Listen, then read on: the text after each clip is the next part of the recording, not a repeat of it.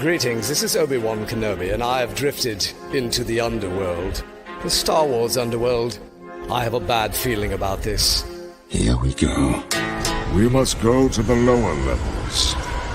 The underworld. You've taken your first step into a larger world. You're after something.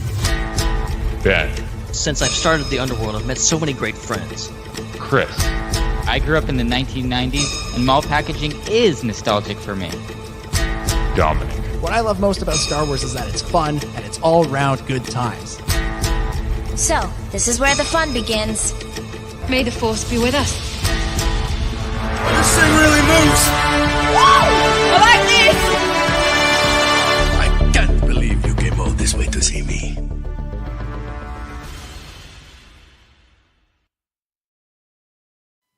What's up, Star Wars fans, and welcome back to another episode of Radio Naboo Starfighter. We're going to be breaking down the latest episode of the book of Boba Fett. That's Chapter 5, The Return of the Mandalorian. We're also going to be discussing that big announcement that Jedi Fallen Order is going to be getting a sequel, and there are also 2 other games in development for Respawn Entertainment, and that Ahsoka series just added a huge star. We're going to be talking about that and so much more on this episode. My name is Chris, and joining me is my good friend, Mr. Dominic Jones. Yes, hello, Chris. Hello, Ben. Hello, everybody. Yeah, Chris, you stole my opening joke. I was going to do a whole bit where I pretended that this was an episode of Radio Razor Crest and that we were all just a little bit confused. But no, you got there first. This is what you get. This is why you get to do the intro. You get to get these jokes out of the way first. I've been planning this for 2 days. As soon as I saw that, I'm like, all right, I know how we're starting our show. Yeah, of course. Of course. I'm trying to think of if we were still doing Radio Razor Crest, what we would call it if the ship had been the N1 Starfighter from the beginning. And I can't think of anything. I'm like, N1 Network? That's not quite. That'd be like a whole, if we had a whole series of Mandalorian podcasts. I don't know. But I'm very excited to talk about this episode of The Mandalorian. I mean, the book of Boba Fett, and also break down all of this other news. Because speaking of Radio Razor Crest, this is the first week where I've kind of felt like, oh, we need another show because there's so much going on. There are a couple of things here that could have been the top story any other week, but it's 2022 in Star Wars, and there's no such thing as a quiet week, as we discussed with our Patreon supporters in the pre-show. So lots to get to. It's going to be a great show. Can't wait to break everything down. Heck yeah. Also joining us, it's our founder, Ben Hart, the Star Wars guy. How's it going, everybody? Yeah, this begs the question then, like, what is the name of the ship going to be, the new one? Like, is it Razor Crest 2? Is it Grogu's Revenge? I don't know. Just something that rolls off the tongue, Tweet at us. See, I want to hear people's actual suggestions for this, because you could get Favreau's ear on this. Who knows? They may not have decided yet. Ben, There better be a ride at Disneyland called Grogu's Revenge. It's just the perfect name for a ride. Yeah, and then and then you get force choked. Like they find some type of technology to What is going on at your version of Disneyland? What? We're just gonna. It's entertaining, damn it. That'd be badass and also kind of scary. Yeah. I mean, when Kylo Ren gets up in your face at Disneyland, it's a little intimidating. It could go there with the joke. Not going to. No jokes involving Kylo and choking people and enjoying it. None of that. We're not going to do those jokes. We're just going to skip over that. I fucked that up. Oh my god. Yeah. This is what you get, bad.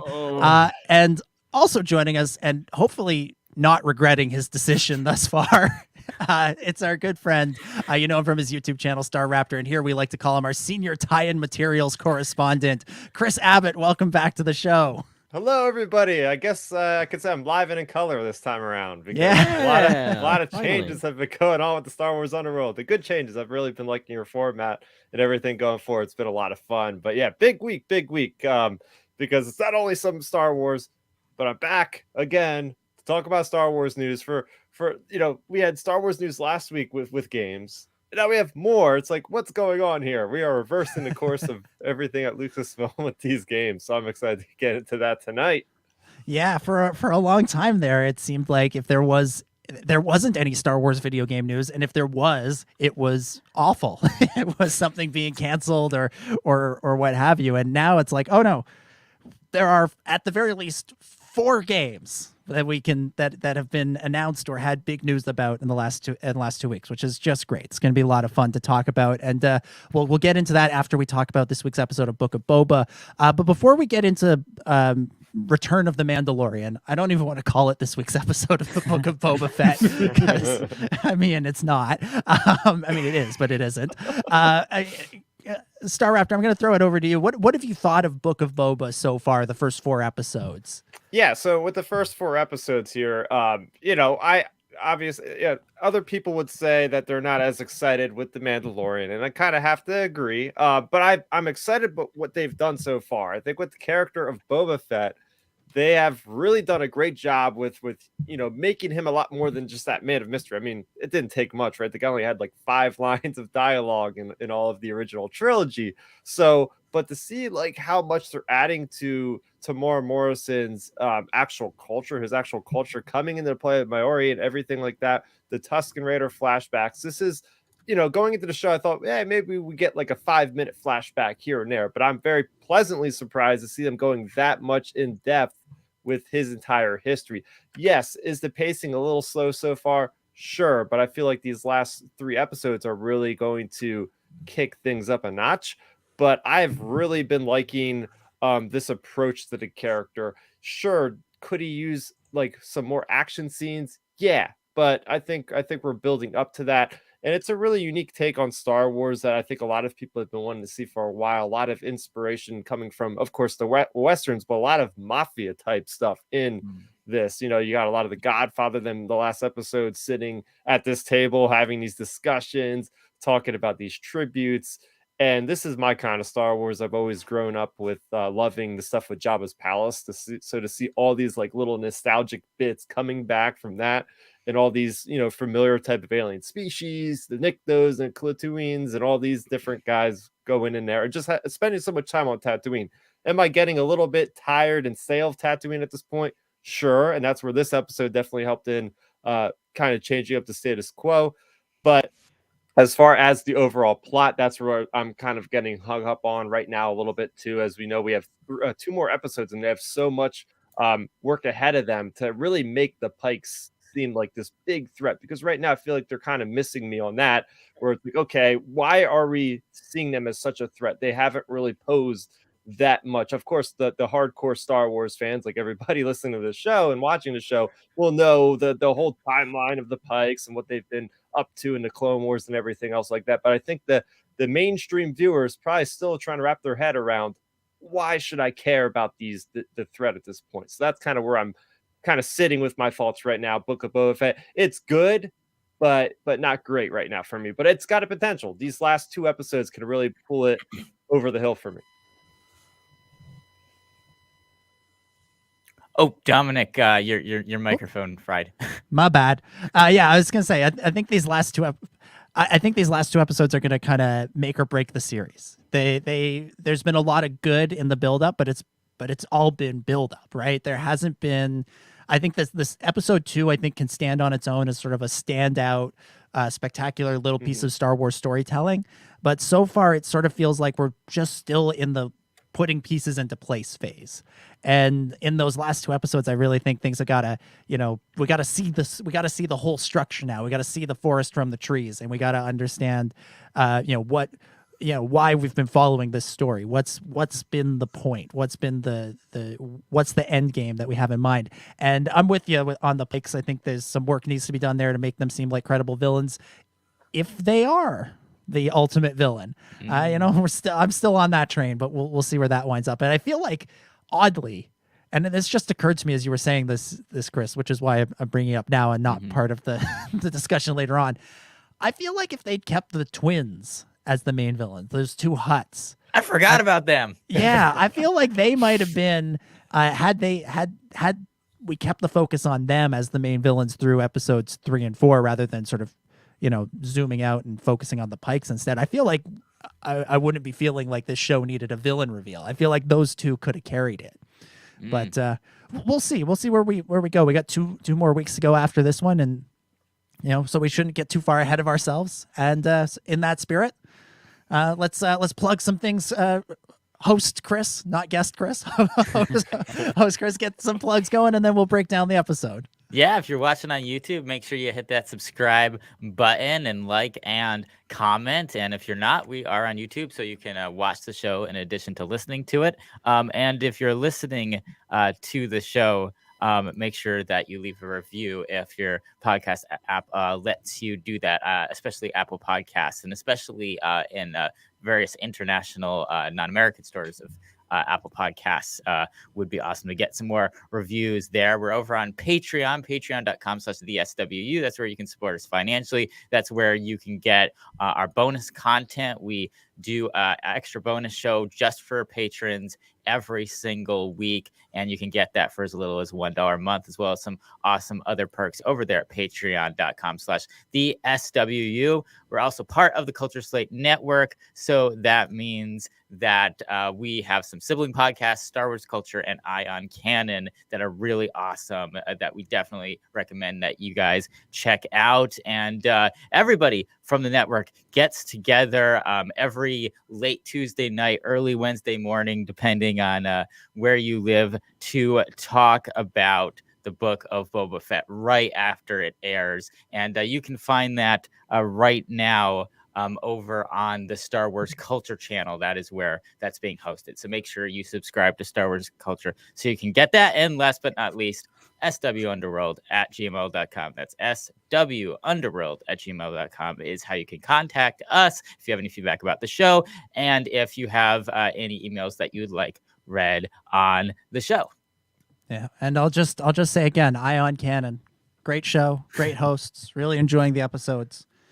Whoever came up with that name not only deserves a cash prize, but maybe like a free car as well. I think whoever came up with that title really deserves a prize on that scale. Yeah. I think you're gonna get a speeder that is just filled with Maloo runs. I'll take it. Something going on here, listeners. Ion Canon. It's just such a great name. I think it's a great name. I love it. All right, let's get into things and let's talk about the Book of Boba Fett. We are of course talking about Season 1, Episode 5, Chapter 5, Return of the Mandalorian, written by Jon Favreau and directed by Bryce Dallas Howard. This week, somehow, Din Djarin returned. Taking a break from the intrigue on Tatooine, we check in with the Mandalorian as he faces the repercussions of his choices last season and picks up a sweet new ride in the process. So much to get into this week, including Din's reunion with the Armorer and Paz Vizsla, the New Republic's presence in Tatooine space, and why the hell wasn't Boba Fett in the Boba Fett show? That's really my big question this week. So we'll be getting into all that and more. But let's start how we always do, give our initial impressions, go around the table. And Ben, as always, we're going to throw it to you first. Your opening thoughts on Return of the Mandalorian. I've never felt so weird about loving an episode like this.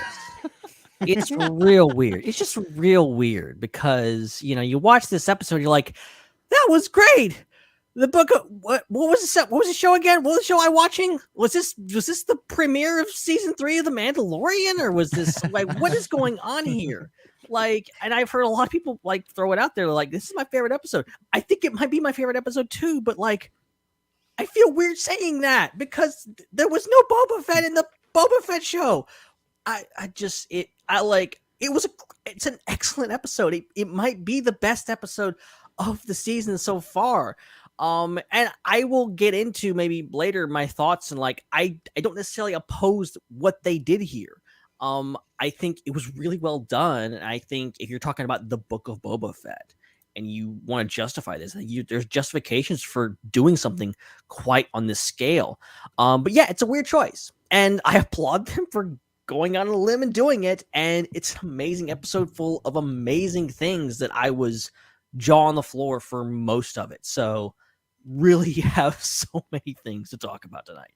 Oh yeah, definitely. Starrapter, what about you? Your initial impressions of Chapter 5? Yeah, I got to echo a lot of what Ben said. There was a lot of excitement for me watching this episode. I took a page out of your book, Dominic, from listening to this show last week, and I was having trouble going to sleep, or I went to sleep earlier that night, tried to go to bed at like 10, went to bed at 10:30, woke up 1:30, went to the bathroom, woke up at 2:45, and I made myself a deal. I said, if I'm still up by 3 o'clock, I'm gonna just get out of bed and watch the darn thing, and that's what I did. And then that's all I slept was like 4.5 hours. So, but it was definitely I'll say this, it was definitely an episode worth waking up in the middle of the night for, because I was like losing it. There's so many moments in this episode where I was just like gasping out loud, like, wow, they're actually going that far with Din Djarin's story in a show that's not even specifically about him. It was like, just seeing things like Mandalore and seeing things like a Naboo starfighter going through the same place like pod race, it just blew my mind. So there's a lot of great shock value, but also character development for Din. And I was happy that at least we got the Fanuchan thing at the end, which tied it all in. And we'll talk about that later, I'm sure. It didn't bother me as much. But this is not a perfect episode, I will say. It's definitely one of the best out of the Mandalorian, almost 3 seasons worth of that kind of stuff we have at this point. I will say it's up there. There was a lot of like, I watched it twice now. There was a lot of like walking around. Like, I think there's like pacing issues in this episode, as well as like the whole rebuilding the Naboo starfighter. I think that went on for a little bit too long. Oh yeah. Yeah. So there's certain things that it need to be 50 something minutes long. No, but I would say the majority of the stuff I really enjoyed, and it was definitely a nice new direction that definitely put everybody off. Yeah, absolutely. I agree with a lot of what you said, especially about the starfighter rebuilding scene. I will confess now that as much as I enjoyed this episode, and I really, really did,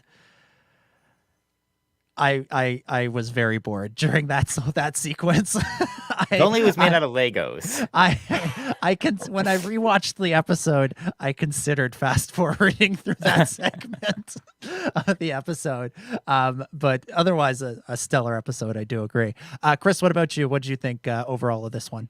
Yeah, I mean, I think we're all on the same page so far with this one, where the episode was fantastic and it calls into question the pacing and structure of the entire show, because like it is very bizarre that we've had just this real slow burn of a show, and then they go and have kind of an aside episode to not only develop who would be a side character in this show, but then go back to a character who's a main character in another show, and then have that be like everybody's favorite episode. Like I don't know if that's something that you necessarily would want in the structure of your show to go that way. So I have a lot of bigger questions about the entire season and how it's paced and how it's structured that I want to get to. But internally within itself, of course, this episode is fantastic, and everything we saw in it was really, really amazing.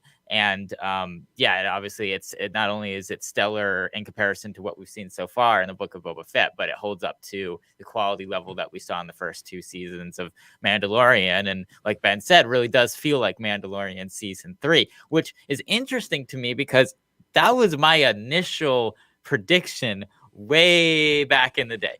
Way back in the day when we first got that teaser for the Book of Boba Fett and that post-credit scene after Mandalorian season 2, my initial thought was, okay, we're gonna get like 4 kind of vignette like episodes that are gonna maybe flesh out Boba Fett, and then we're gonna jump right back into the Mandalorian. And I thought that the Book of Boba Fett would almost be like a prologue to the season 3, and we wouldn't really have a break between the two. Like that's kind of what I naturally would have done if I was writing it. So it's kind of strange that even though Mandalorian season 3 is being filmed right now, and it's going to be a while till we see it, and even though that we're going to get back to Boba Fett's story, presumably in Book of Boba Fett, and finish that out, it is interesting to me that they did only stay away from Din Djarin for only 4 episodes, and now they're back to who is the kind of flagship character of this era and grouping of shows. So that's interesting to me that they did that. But yeah, this episode itself, really cool. Looking forward to talking individually about each thing that I thought was awesome, because there's a long list of things. Yeah. in our live chat here on YouTube, Hex Howell says it was like the Ryloth episodes of the Bad Batch. Yeah. And I definitely agree, but it's like the Ryloth episodes of the Bad Batch, like on steroids. Like we thought that first Ryloth episode was weird that the Bad Batch had a cameo, but they were they were at least in the episode, and Omega at least had a scene where like that was like impactful on the characters. Whereas, Fennec shows up for a little cameo at the end, and Boba's nowhere to be found. But yeah, I echo with a lot of what's been said thus far. So here's my theory. Here's what I think happened. I agree, Chris. I think I thought that initially Book of Boba Fett would lead right into Mando. Like there would maybe be a couple of weeks in between, and then we'd go right into Mandalorian season 3. And I kind of suspect at one point that might have been the plan. And I also, for some reason, for the longest time, thought Book of Boba Fett was only going to be 6 episodes long.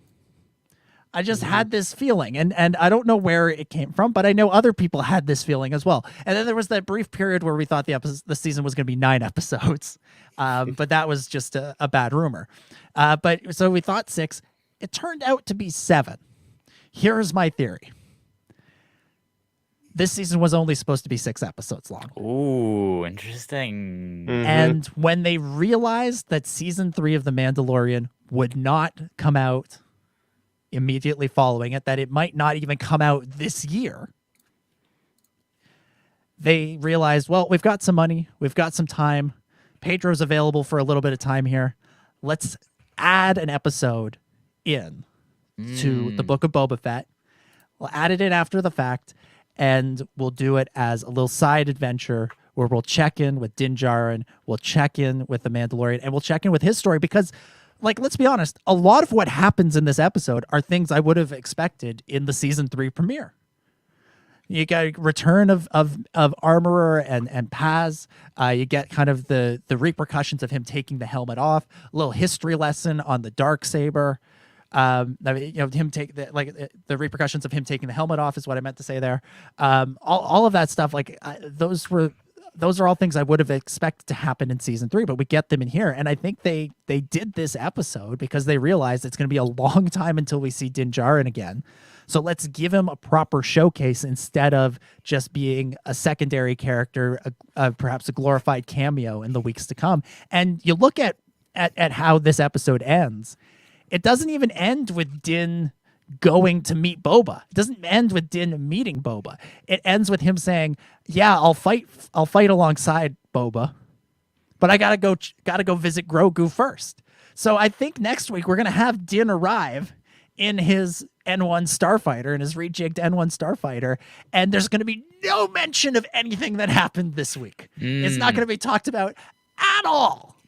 And I think that is originally how it would have gone. We would have ended with Boba saying, I need muscle. I know where we can get muscle or whatever, however episode 4 ended with the the Mandalorian theme. Yeah. And then we would have come into episode 6 and swooping in through the sky would have been the N1 Starfighter. And we all would have been watching going, oh, I wonder who's in that. Oh, that's interesting. Who could it be? And then the cockpit would have popped open and out would have popped Din Djarin, and we all would have went, oh my God, it's Din Djarin. He's back. And that was the original plan. But once they realized season 3 is a long way away, they said, all right, let's do an extra episode. Let's extend Book of Boba by a week, and let's give the people what they want. Let's give them essentially a Mandalorian, one-off in between the 2 seasons. So instead, this is becoming very Russian doll-esque because it's like you have Book of Boba Fett wedged within Mandalorian seasons, and then you have a Mandalorian episode wedged within the season of Book of Boba Fett. And then the only thing you needed was Boba Fett to show up for a scene in this episode, and then one line to be about Din Djarin. There would be 6 levels of Russian doll in this. Forget the ring theory; it's the Russian doll theory. But that's a great theory, and I think, and that explains too why there was some confusion with I think it was Buccaneer. Like when they were talking about, the code name and what was going on when they were filming Book of Boba Fett. Initially, some of the sources thought that it was Mandalorian season 3, and they were confused about that. And I understand why they would be if they were filming this episode 2 on that set, because it would obviously seem like a Mandalorian season 3 episode and not not a Book of Boba Fett episode. So that makes a lot of sense with what we heard behind the scenes with reporting about this stuff. So yeah, that makes perfect sense. Like it's weird. It's weird. I don't know if it was the right decision or not, but it makes sense. Yeah, and this has been done with other shows. People who are fans of Ted Lasso will know that there were 2 episodes that were added kind of after the fact to the last season. This is essentially the Coach Beard episode of Ted Lasso, but with Din Djarin, and better. But I don't mind that episode. Coach Beard wasn't constructing a starfighter, or outrunning rebel pilots or New Republic pilots. Gotta get the errors right. Anyway, well, let's get into this episode. I mean, we begin with that ridiculous meat locker location. What did that remind me of? That reminded me of was it Daredevil or Jessica Jones? Yeah. There's always beat downs and fights in a place like that in the Marvel Netflix shows. Yeah, it reminded me very much of like something you would see in a mafia type of show or something. Like you always have like the gangsters in the back room playing with their sabac cards and all this kind of stuff. We're gonna put you on ice. We're gonna hang you from your toes. You're gonna put that thing on ice. Gonna wrap you up in plastic. And we got a lot of sort of Din Djarin, classic moments. He gives us the I can bring you in warm, I can bring you in cold stuff. But right away, bring you in like a bantha. Right away, Game of the week. Right away, he comes out swinging with the dark saber. A really fun, cool action sequence. Starrapter, I'm going to throw this over to you. What did you think of the way that they reintroduced Din Djarin to the story and where he's at, both in this sequence and beyond? Now that he's said goodbye to Grogu for the time being. Yeah, well, I love the entrance of the silhouette behind the curtains, and it's just like you get that tension moment, like, oh, is it gonna be him? Is it gonna be him? So and it was him, and he just walks through the place. I love the gravitas of that dialogue between him and that bounty he was after. I love how he pulls out the bounty tracker, he pulls out the bounty puck. It's like all this iconic stuff now. It's only been out for a couple of years, but these items are iconic to the series now, and it just brings us back to the best things about the Mandalorian. It just and we see where he's at now, right? Because that all of season 2 is all about getting Grogu back. Now what is he doing now? What's he doing afterwards? We get that answer right away. It's like he's just being a bounty hunter looking for more answers. And just the actual action sequence itself was just fantastic. That's the kind of action I've wanted to see from prior episodes of Book of Boba Fett. We got that a little bit when Boba went into that Tashi Station, I guess, or wherever, or Anchorhead, wherever that location was, and he hit all the Niktos with the same kind of vibe, but even more. But this is using the Darksaber was unbelievable. Like, I did not expect that to happen. Seeing how he was wielding it, obviously he wasn't trained, and we'll get that later into the episode. So I liked how he wasn't perfect. He gets wounded, he gets scarred, and it's something that would make sense for somebody not having used a weapon like that before. So I like the realism that they kind of gave us with that whole sequence there. Mm-hmm. Yeah, Chris, what did you think of this sequence, this entrance for our returning hero? It was really cool. I'm very informed by your theory that we just finished talking about, because I wasn't thinking about the out of universe structure of it when I was watching it. So thinking in universe, I was thinking, dang, this should have been like the last scene of last week's episode. Like, because last week's episode, I felt a little bit underwhelmed with just hearing the music cue, and that's it. Like, I kind of wanted to see Din show up at the end of last week to really put a punch at the end of the episode, because I felt like that episode needed just a little bit more. It was just there was a spice missing from the mix last week, and so that's initially I thought, wow, that this should have been the last scene of last episode. But still, it allowed for this episode to be kind of jam-packed and longer and with lots of great sequences in it. And this one was one of them, and it was really cool. And I agree. I think the realism of him entering himself that way was really fascinating as well. So it's more characterization for him. And it really does show where he's at now without Grogu and kind of what we expected, I kind of almost got some like Ronin vibes from him. Like he seemed like he had a little bit of more rage in him than we were seeing when he was protecting Grogu and had him by his side. Mm-hmm. Yeah, that was something I thought was interesting about sort of the reveal of what he was after in this episode, which is to get back with his old crew of Mandalorians. Because my assumption had been when we would next see Din Djarin, it would be him just as a bounty hunter, like, you know, sort of like his son has gone off to college and now he doesn't know what to do with himself, so he's just gone back to his old ways of doing things. And I kind of got that vibe in this meat locker scene, because he shows up. He's like you guys have said, he has the tracker, he has the puck. He says his classic line that I don't think he said at all last season. I don't know if he said that I can bring you in warm or I can bring you in cold thing. That was a season 1 Mando thing. And then he brings out the Darksaber and is just messing guys up with it, which, you know, again, I sort of, it's just sort of like he's using every tool that's available to him. He doesn't necessarily have to use them well. He just has to use them effectively. And so I was sort of thinking like that's where he was going. Then once you realize, oh, he's looking to go back to the Mandalorians, it that also makes sense, but it kind of sort of puts into context what he's doing. It's not just sort of like a midlife crisis thing.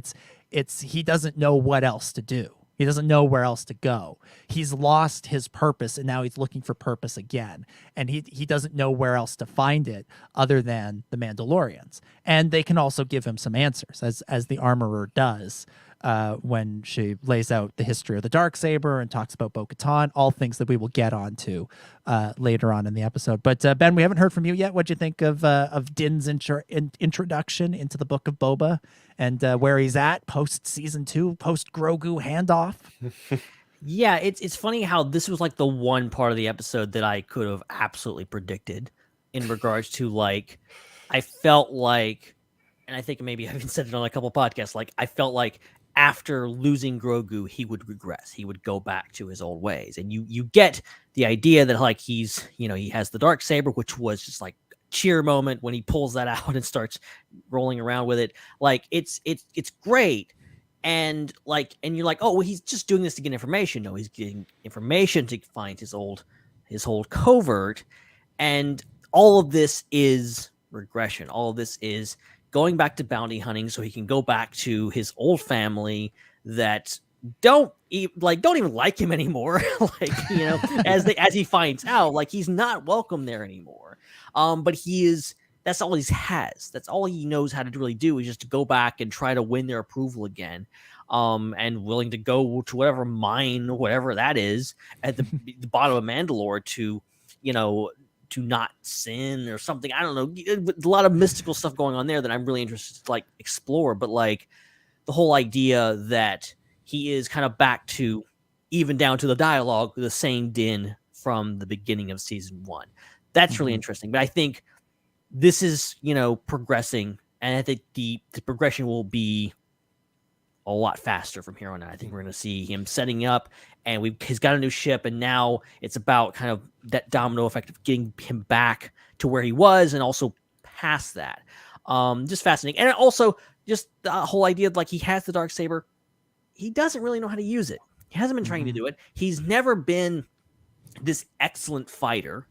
I think a lot of people, including myself, have kind of like, he's less Luke Skywalker, Han Solo, and more Indiana Jones in the way that he kind of just goes through a fight. He can get his ass kicked and handed to him, and then sometimes he gets back up and he keeps going. That's Din Djarin. You know, he is very much, he's not the most skilled person in the room, but, you know, he will get back up and keep fighting. But the fact that he literally, like, wounds himself, which I thought, oh, we're gonna cut. He's gonna go to Tatooine. He's gonna get that back to tank and fix it up. Like, that's what's gonna happen. And, like, and then you get the end of the episode. I'm like, wait, Boba Fett hasn't been in this episode at all. Like, what's the deal? Yeah, when he goes into the cantina and there's that, you know, that crew with the, I don't know what alien species that is, but I know it's a prequel alien, and I love it. Is she Tib?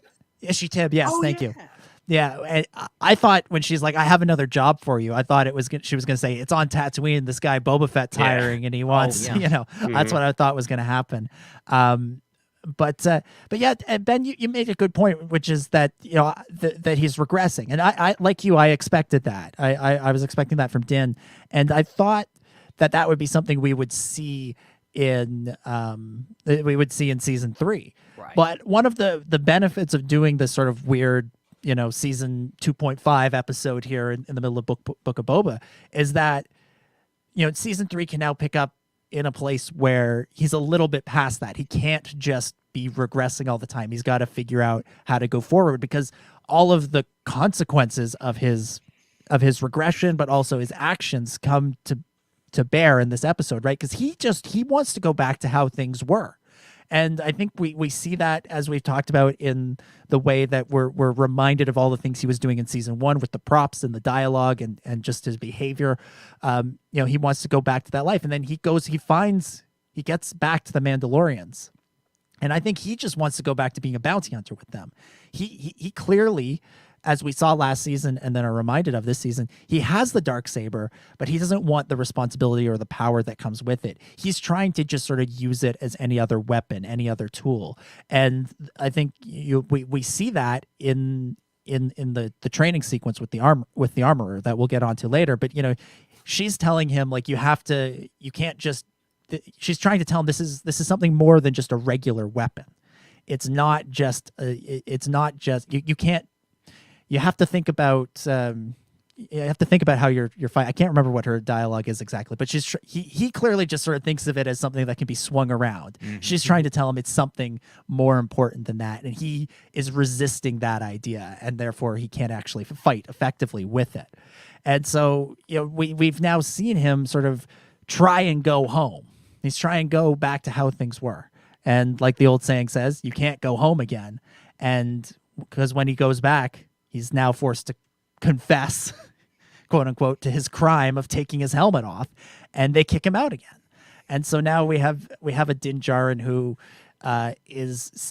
thinks he's without purpose and is without kind of a mission, without a goal. And Boba Fett will give him a goal for 2 episodes, but after that he's going to be kind of on his own. And I think that's a really interesting place for season 3 to pick up.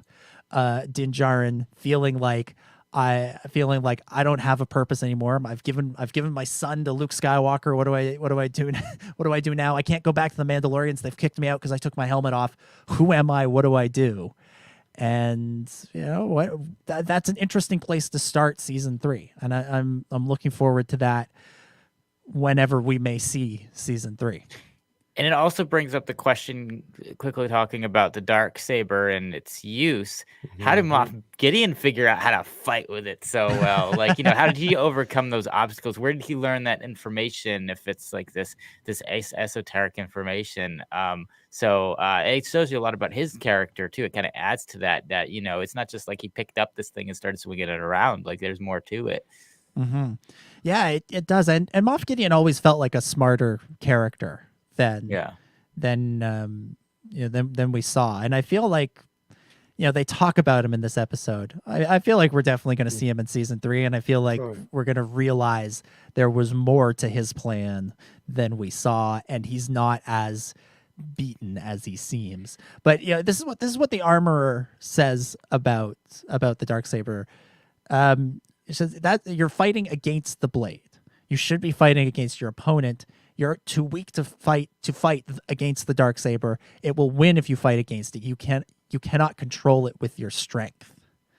Din's trying to use it as a blunt weapon, whereas you have to fight with it. And so I went back and looked at the Trials of the Darksaber episode of Rebels from season 3. Yeah. And this is what Kanan says about it. He says, energy constantly flows through the crystal.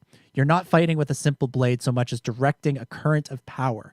Your thoughts, your actions, they become energy. They flow through the crystal as well as become a part of the blade. So it's clearly something much more spiritual than just, a sword. It's not the spear anymore. Din can fight effectively with the spear, but he's got to find that inner whatever it is. And it's kind of surprising that Moff Gideon actually had that. And it would be really interesting if one of the people Din went to try and figure this out was Moff Gideon. Wow, That yeah. would be great. I was just gonna say, That's a like, that would twist. be really interesting if, like, because who else is he gonna go to? He doesn't he might go to Luke, maybe he might go to Ahsoka, but maybe Moff Gideon is more convenient. Or Sabine. Yeah, she's still out there, and they've cast her for Ahsoka. It seems like, and Sabine did learn from Kanan that she says, and this is a great little bit of continuity. I've got my eye on canon here. She says that after training with Kanan, she says the blade feels lighter, and we see in this episode, and the armorer tells him, the blade feels heavy because you're not using it effectively, and there's a nice little connection there between Rebels and Mandalorian. Which, by the way, if I can now throw out my second theory, this is my Star Wars Rebels conspiracy theory, which is that after those 2 Mandalorian episodes in season 3, Sabine was going to leave the show. Right, she leaves the show for about 4 episodes. I'm certain at one point they were considering doing a Sabine spin-off of Rebels. And I think they paused it they didn't do it because they decided to end with season 4 of Rebels. And I think that decision was informed by the fact that they were going to shift everything to Disney Plus. That was going to be the focus going forward. And so I think around the same time that they were, probably developing the Sabine Mandalore show, conversations about the Mandalorian began. And I wonder how much of what Dave had planned for that Sabine show, what Filoni had planned for that, might have come into this show, because there's a lot of parallels. There's a lot of parallels. You have somebody who gets the Darksaber, who doesn't necessarily want it, doesn't know how to use it, has to be trained to use it. Sabine does actually win it in combat. Yes, she just sort of finds it at first, but then she fights Scar Saxon and wins it from him. So, there's some stuff going on there that I think is similar, and I wonder if my Rebels conspiracy theory is that Sabine was supposed to end up with the Darksaber and was supposed to do a lot of the things that Din is going to wind up doing. Yeah, I mean, we see. I think we're going to continue seeing that with whether it's Star Wars 1313 or the Star Wars Underworld live action show or future spin-offs and sequels to Star Wars Rebels or episodes of the Clone Wars that never aired or were made. All of this stuff is being repurposed into what we're seeing now on Disney Plus. It's all coming together that way. Like these ideas, if something doesn't get made right away, if it's a Star Wars idea, it rattles around for a while and ends up somewhere else. Because there is a lot of continuity, despite the fact that a lot of stuff doesn't get made that gets conceptualized. There is a lot of continuity with the people who are making it. It's still the same people who came up with those ideas, and it's still the same story group and continuity experts. And so they know about all of it. They might have even come up with it originally. It's still going to come out. So it's just another. I think it's always more likely than not, whenever we pick up something like that's what's going on. Mm-hmm.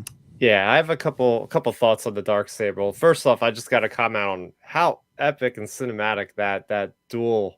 The training and then the duel with Paz Vizsla. I was not expecting to see something like that, like not at the end of some kind of series or something, just to see how much was put into that epicness of fighting on the walkway there. And then I love how they're building up the Darksaber in my mind to be like the Excalibur-esque thing of the Star Wars universe. This is the weapon that has been around for 10,000 years. And the fact that the hilt is made out of Beskar that Mando has never even known about before, the way it's constructed. And, if we look back at a lot of the Jedi lore and everything else, right, obviously the lightsabers are powered by a Kyber crystal, which is a very strong influence of the Force to be able to wield effectively. So my kind of thought on it was like, does somebody have to be maybe Force sensitive in some manner to really wield the full force of the Darksaber? I mean, we've seen Moff Gideon use it, but granted, I mean, he was defeated by Mando, who had used a spare spear on him, like in one battle. Like, I don't know if I would say he's super proficient why he couldn't just take out Mando. In fact, the whole story about this makes even more sense to me, why Mando was able to defeat him and get the Darksaber in the first place, because when we see how Paz Vizsla was wielding it, he couldn't even barely lift the thing and it was very slow. So then I have like an even crazier theory where it's like, oh, where do we know a Force sensitive character that is also technically a Mandalorian? Grogu. Hey. Yes. So that's what my crazy thought on that whole thing is. I love the fan art that floats around every now and again of an elder Grogu sitting in like Jedi robe Mandalorian armor crossover. I love the idea that, you know, he Grogu could truly be the one to bridge that gap for the first time since Tar Vizsla 1,000 years ago. That, you know, Grogu could be wearing some kind of Mandalorian armor, and that when he's old enough to have a lightsaber, it might be the Darksaber. This is where we're going with this. Okay, I can guarantee it. Okay, Grogu is gonna wield the Darksaber. This is happening. I don't know when. They've teed this up, okay? They gave a Mandalorian a little baby Yoda that's Force sensitive, and then they give that Mandalorian the Darksaber. Make a connection here, okay? This is happening. It's just when. Wait a minute. Wait, no, but are you saying that there's gonna be a fight between Din and Grogu is going to vanquish Din and win the Darksaber from him? Like, what is this? I honestly think Din is about reforming the Mandalorians, not just leading them, but reforming them. He's coming from a religious cult that believes in not taking your mask off and all this kind of stuff. He's getting above that. He's having to work through and doing a horrible job of it in this episode of getting past all this dogma and going like, that's not what being a Mandalorian means. And then you have this whole thing with, and we actually, for those of you who are, you know, we're wondering, okay, what's the deal with this? Why can't Bo-Katan just take the Darksaber? You would get the answer in this episode that they think it's cursed, that they're so superstitious about it, that, you know, it all ended in ruin the last time that happened. We can't do that again. I think the whole idea is like, we're gonna go on with the story, and then Din will give it to Grogu, and it won't go bad. They will prove that, you know, it can be. We don't have to fight. We don't have to kill each other over this thing. And I think Mandalorians, and I love, like, you know, Kanan's whole, he's just so done with them, and Rebels is like, you know, history lesson. The Jedi, you know, won the war with Mandalore, all this kind of stuff. What is with you with Mandalorians? Like, all this stuff. I think Mandalorians, to get past and to evolve and to be better and to live on, because at this point they're almost gone, and they've basically allowed themselves to be almost completely annihilated, to live on and potentially show up who knows when, they have to do something different. You know, that's the whole thing with, like, Satine was trying to do something different and ended in failure, but it was still things. And I love Ahsoka's line at the end of, you know, season 6. She's like, your people need a new kind of leader. I think that's still true. Bo-Katan probably wasn't that leader, but Din could be. Well, it's interesting, right? Like, I totally agree with where you're coming from, Ben, that, like, Din Djarin is going to be the great Mandalorian reformer.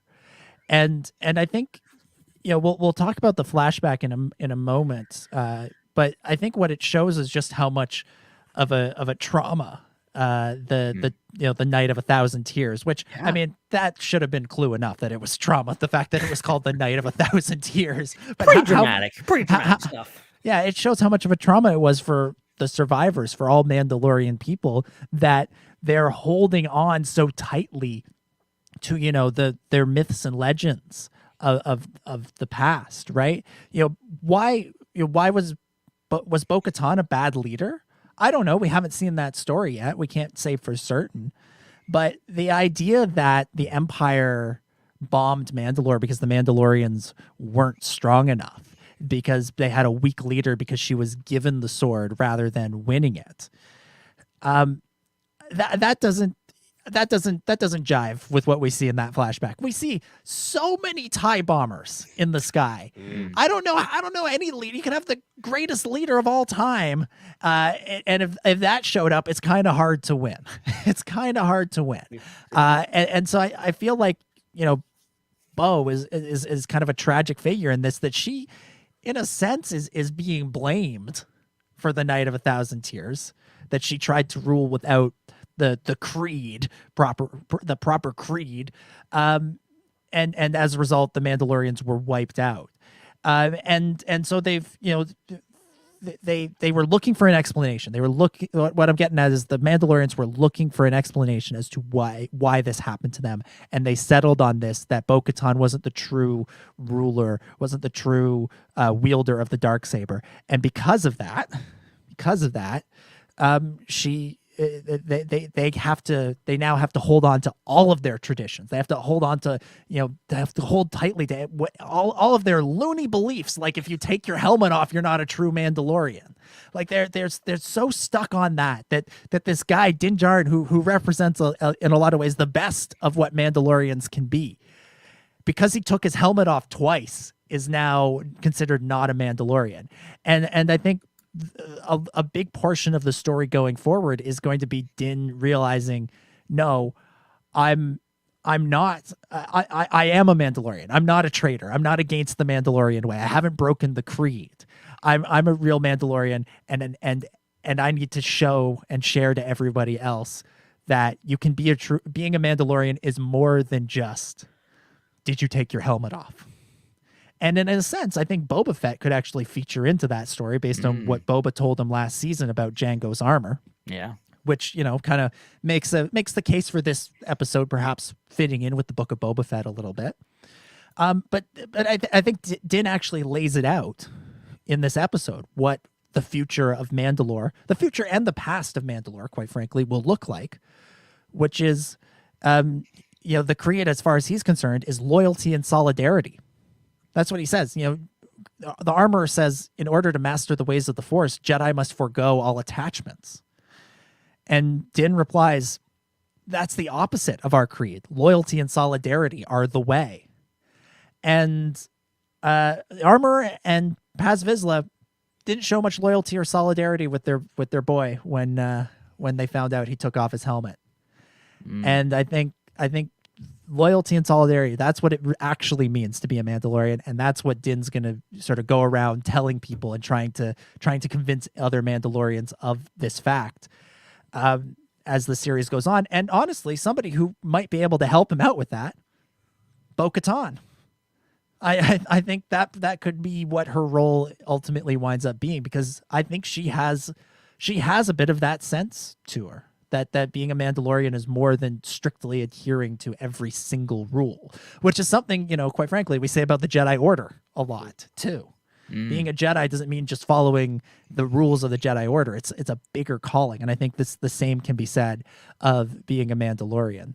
And we talked a lot after season 2 ended about Bo-Katan potentially being a villain going forward, and that's absolutely still possible. Kind of feel like the armorer might be a bit of a villain going forward. I was getting that vibe in this episode. Same. It really was. I was like, when she asked for the Darksaber and then she gets it and she's talking about it, I'm like, I suddenly don't trust you for some reason. I just get a weird vibe, and I think, she's not an antagonist. She's not a bad guy, but she is a bad influence on Din Djarin. And that's not good.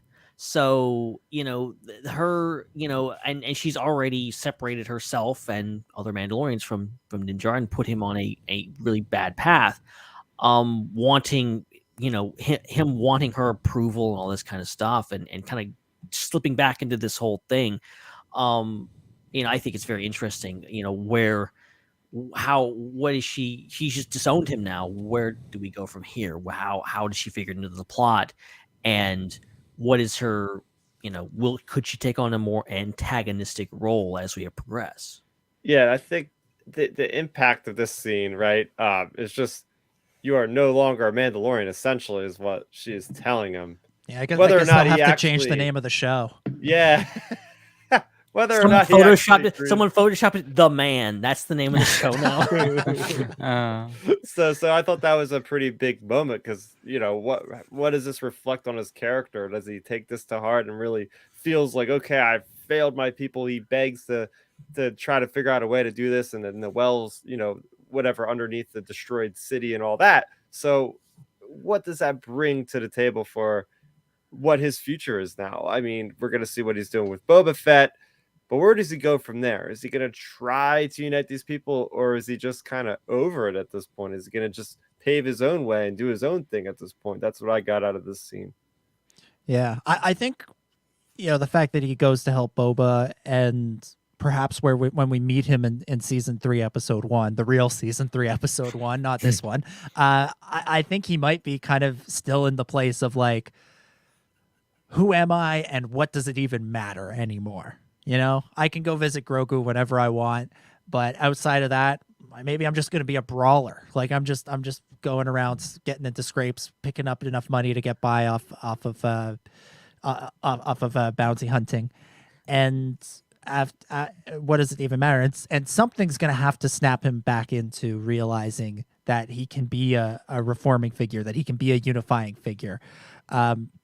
Perhaps it's Bo-Katan. Perhaps they'll be reunited. Perhaps it'll be Boba Fett. Perhaps it'll be Grogu himself. Like, I can't imagine that we'll go through all of season 3 without seeing Grogu. I feel like he'll pop in there at least once or twice. Maybe it'll be Luke. Maybe it'll be Ahsoka. Like, there's lots of people that can kind of help him realize. Oh, he's that. gonna. I feel like he better show up sooner than later, because you got bounty hunters and there's some muscle, but you need some Force user muscle, Boba Fett. Like, I don't know what you're playing around with these bounty hunters when you know that there's a Force using child out there, like that you've met personally and helped. Like, why aren't you calling him? Yeah, maybe He'll take care of those pikes. I don't know. I think Boba probably still has some not so nice feelings towards the Jedi over, the whole chopping his father's head off in front of him when he was 11 years old thing. But, maybe. But yeah, it's gonna be fascinating to see where we pick up with Din. But ultimately, I think he's the great reformer. He's the great unifier. He's just got to come to that realization on his own, and something presumably early in season 3. But who knows? Jon Favreau may have different plans than how we might do it. But at some point in season 3, he's going to have to realize that, and that's going to set him on his new path, his new way going forward. We've mentioned the flashback a little bit, but I think we have to talk about it a little bit more. Yes. Live action Mandalore. Yeah. Finally. Sundari up in a ball of flames. Yeah. In a Book of Boba Fett episode, who would ever think? Right. But Boba Fett's not a Mandalorian. Why would they put that in this episode? Yeah. Starrapter, what did you think of the flashback of seeing Mandalore get nuked like that? Yeah, it was really disheartening, really just sad, man. It just, like you said earlier, just the sheer amount of TIE bombers is just incredible. Like, wow, you see in the foreground, you see the helmets just lying there. Gave me reminiscent feels of back to those Rebels episodes. But then I like the fact that they actually put in like the detail of, oh, there's obviously going to be no stormtroopers on foot because all the gases and everything else. No, we're going to have those KX droids in there. We're going to have probe droids in there to kind of just make sure everybody's dead. Like, they really did a thorough job with just. And I've never seen like a bombing like that in Star Wars live action. Just like the nuclear missiles that they were using was just something. I think that's like relatively new to Star Wars that I haven't seen before. But yeah, overall, it was just man, that made me feel something. Yeah, it was like just such a brutal sequence. Like, we've had Mandalorian flashbacks before, but nothing quite like this. Nothing quite like this, and just seeing. It was bad enough before we saw the whole city explode. It was a brutal enough sequence, and then you look up at the sky, and it's just nothing but TIE bombers. And I saw where some people were pointing out on social media, like the look of this sequence is very reminiscent of the Terminator movies, and yeah, it is. The K2 definitely, the K2 droids definitely fill in that role. But yeah, I mean. One of the things I wanted to see on these shows was live action Mandalore. And I feel like this was a careful what you wish for situation, because we saw it, but we saw it getting wrecked. So, yeah, a tragic, but very visually exciting sequence. It is interesting. Like, what is, because like, I love the whole kind of the hinting that they've had in previous seasons of like, oh yeah, nothing can survive on that planet. They may turn it to glass, all this kind of stuff. And then we see it, and they're like, wow, like, it was not in great shape in the Clone Wars. Like, it was kind of like a wasteland with a few like domes that were livable.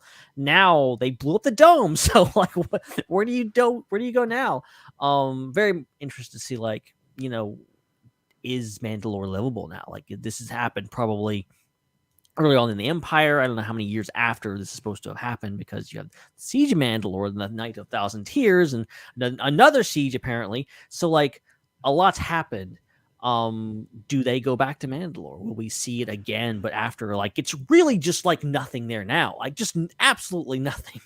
Yeah, I think we will. I do think Din will want to go to those waters under the mines. Yeah, it would be weird to mention that if that wasn't going to be where they were going. It's going to factor into it in some way. And maybe that's where he'll have his sort of epiphany that, there's more to being a Mandalorian than just the armor. That he goes and he looks in the pool and he sees himself. Yeah. What does this mean? And then he fights off a mythosaur down there. Yeah. He only thinks of legend until now. Yeah. I think it would be cool if he goes on that sort of if he goes to those mines, and we get something that's not unlike what they did on the season of Foundation. I don't know if you guys watched that show, but there's an episode where what's his face, the dude who plays Ronan the Destroyer in the Marvel movies, he goes on this sort of big spiritual walk to sort of bathe in these pools on this planet, and it's one of the best episodes of the show. Polynesian spa. Yeah. It's one of the best episodes of the show, and this whole walk to get there is a really powerful sequence, and it would be and when he gets there, it's a big emotional climax for that character, and I doing something similar with Din could be pretty interesting, pretty exciting. That would be an interesting episode for Rian Johnson to write and direct. The Mandalorian. I like it. All right, so we've covered a lot of what went down with the armor and Paz Vizsla. So Din leaves and he travels to Tatooine. I love that he flies commercial. And that it's always great when you have Star Wars characters flying commercial, like all the scenes with Anakin and Padme and R2. Those are great. Yeah, and I love the Rex droid just telling him like, oh no, you can't have weapons on the flight. Weapons are part of my religion. Well, and the scene of him taking all the weapons out, and I love that he's like, I know what every single one of these things are, and I will know if one of them is missing. I thought that was pretty terrific. And the Rodian kid was pretty fun, and the Grogu bag. I didn't. I missed that. No, I know what you're talking about. That hit me more than I was expecting. That was really emotional when he's looking at the cloth with the ears. That was great. Yeah. Real quick about the Grogu forging. I mean, I believe that's Beskar chainmail that they. That's what I've heard. Yeah. I thought that's really interesting. Because like the whole thing with the Mandalorian is it's got a very much like medieval type of style, right? Like you literally have a knight in full armor walking around, and then I could see Grogu as like the squire in the chainmail that's going around helping out the knight. Like that would happen back in the 1200s and all that. So that was some cool little feature I liked. But I liked how the bag looks like literally like his face, kind of the structure of his head. Yeah, it was pretty cute. It was pretty cute, and I look forward to seeing Grogu in his chainmail at some point. That's gotta happen. That's another one of those things. You don't do that unless you're setting it up. All right, so we get to Tatooine. We reunite with Pelimoto. Amy Sedaris is the gift that keeps on giving in Star Wars. She's so much fun. Her and her like little gang of droids are just terrific.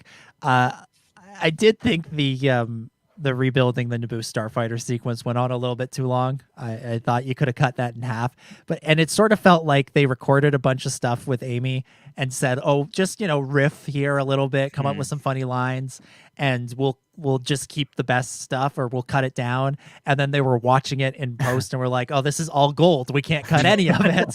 Because I think if you just watched each one of those moments individually, it's like all gold. But when it's all back to back like that, it's like, all right, you can only say a joke so many times before it stops being funny. And that's sort of how I felt. I still love the character, and anytime she wants to show up again, I'm all for it. But that sequence needed to be half, if not and there's a lot of stuff in this episode that I'm not going to say I love it. I'm not going to say I hate it either, but there is some there's a lot of walking. There's a very impressive one shot of when Din gets on the elevator, goes up, sees the guys, the camera goes around the table and then follows him back out into the elevator all the way down. Cool. So good. But also just watching him limp along. And I think honestly, it's kind of not a conflict, but a analogy for the whole season of Book of Boba Fett so far, and how it is different from Mandalorian. Mandalorian, like a lot of Star Wars series in the past, the Clone Wars, whatever, very serialized, telling an overarching story, but each episode kind of has its own, moral and theming and whatever. We really haven't gotten that with Book of Boba Fett. Book of Boba Fett has been a different kind of show, and I think it's showing in the reaction to it in regards to a lot of us are going wait, what are they doing here? This is kind of weird. I've never really seen anything like this. This is a different, they're just doing something different here in regards to how it's paced and how you watch one episode and it's not a complete package. You're not getting a full, moral and whatever in each episode. It's more serialized in regards to you're kind of left hanging after each episode going well, I wanted to see this, I wanted to see that, whatever. I think this episode, even though it is kind of a complete package, it's kind of bringing in those elements of Book of Boba Fett. And there is a lot of stuff that's just it's very kind of, I don't know, atmospheric. I mean, I really did love the whole, the Ring City was amazing. Yeah. That whole sequence, it's really cool. And I love that they really went out with the budget on this episode. It looks amazing. And I am someone I want to live in Star Wars. Okay. So if you just give me some atmospheric stuff and you just live in that world for a few minutes in a scene, that's great. So I don't really have any complaints about it, but it is we could get along with this a little bit faster, couldn't we? I don't know. Yeah. It's true. It's true. That's sort of I think the odd thing about this episode, the one sort of weakness for me is exactly what you're saying there, Ben. But what did you guys think? Chris, we'll throw this to you. What'd you think of seeing the old N1 Starfighter back in action and kind of taking something from the prequel era and original trilogy-ifying it? So when I initially saw the fighter under the tarps, I thought that's hilarious. For those listening, just listening, Dominic put up a hilarious feedback soon post-it note as he left as I was talking on YouTube. That's why you got to watch on YouTube. Check it out. That's awesome. I thought it was Anakin's pod racer. I did too. It was shaped the twin engines of the N1 Starfighter are very similar to the shapes of the twin engines of the pod racers. So I thought, oh my gosh, is she gonna give him Anakin's pod racer? What the heck? That's crazy. So that was my initial thought. But then once it was all fully unveiled, I'm like, oh, I recognize this shape. This is a very beat up, deconstructed N1. And I thought that was really awesome because that's really not something that I expected to ever see again in live action. There really isn't much of a reason story-wise to go back to Naboo unless we have a early prequel era story being told. And so I wasn't expecting to see that again. So it's really a cool juxtaposition to see that in this era with these characters. And I think what's really cool about that is ultimately we've had so many references to original trilogy stuff, just random original trilogy stuff throughout the Mandalorian and also in the sequel films and in the 2 spin-off films as well. It's been so many references to original trilogy, the ships and the characters and trading remote and just all this random stuff. In this episode, I think you even had like the piece that was like in the trash compactor that they used to keep it from closing was in this episode. That's what that was. Yeah. I noticed it right off. I was Yeah, a like, few people did, that and- looks yeah. familiar. What is that? That was so there's all this stuff. So it was really cool. It's like if you're gonna do references, balance it out a little bit. Have some Clone Wars stuff, have some prequel stuff. And so that's the thing that I got the most out of it was I was excited that when they had the opportunity to make a random reference to something, they made a random reference to the Phantom Menace. Like that, that made me really, really excited because you had that, and then you had the pit droids as well, which we'd seen before, and there was just a lot of prequel vibe and stuff in this episode and stuff referencing things like you the BD droid referencing Fallen Order, like loved it. A lot of cool references. So yeah. Awesome. I think that it was a brilliant idea. It's just amazing how far we've come in such a short amount of time. Just a couple years ago, 2019, they're like doing VFX breakdowns for The Rise of Skywalker, and they're like, "Oh yeah, we got some prequel references in that movie. You see that little dot in the background? That's an N1 starfighter." Yeah, that's the thing. They're like, "What? I don't see it. I don't." You watching it on the IMAX, you can't even see it. And then like, "Oh yeah, Jon Favreau, he's gonna give the main character an N1 starfighter to fly. Is his main ship of all the ships. Like, just." Amazing. Like, yes. And like, I was so excited when you saw it. I love that it's not just an N1 starfighter. It's kind of souped up. It's got different guns. It's got like this very hot rod, like jacked up engine in it. Like, it's so good. It's got a big engine on the back end. Like, so good. Yeah, I wish I was not like tipped about this damn thing because I don't know. I was on Twitter. Somebody said something about there's a Naboo starfighter. It's gonna be in Mandalorian. I was like, it's gonna be in Mandalorian season 3, of course. Like whatever. And here it shows up like sometime after I've seen this thing recently. But at first, the way that the tarps are on top of this thing, I thought, is that like General Grievous's ship or is that Cad Bane's ship? Because those engines are kind of like raised up a little bit and there's a little divot in between. So it could have been anything. But yeah, I mean, just this episode in general is such a love letter to the Phantom Menace specifically, right? Yeah, the pit droids working on an N1 starfighter, going through the canyons like Anakin, like just really awesome to see that the creatives at Lucasfilm are leaning far into the prequel references these days, especially in live action. They've done it a lot in animation, but like keeping it, foremost and front centered in, the most popular like streaming thing on is really cool. And I got to applaud them for kind of like bringing, Star Wars is just not the original trilogy. So it's great to see this stuff coming back. Yeah. And I just have to point out, has nobody repaired the gate on the ramp in the Boonty Classic racetrack there? Like, it's been 30 years, guys.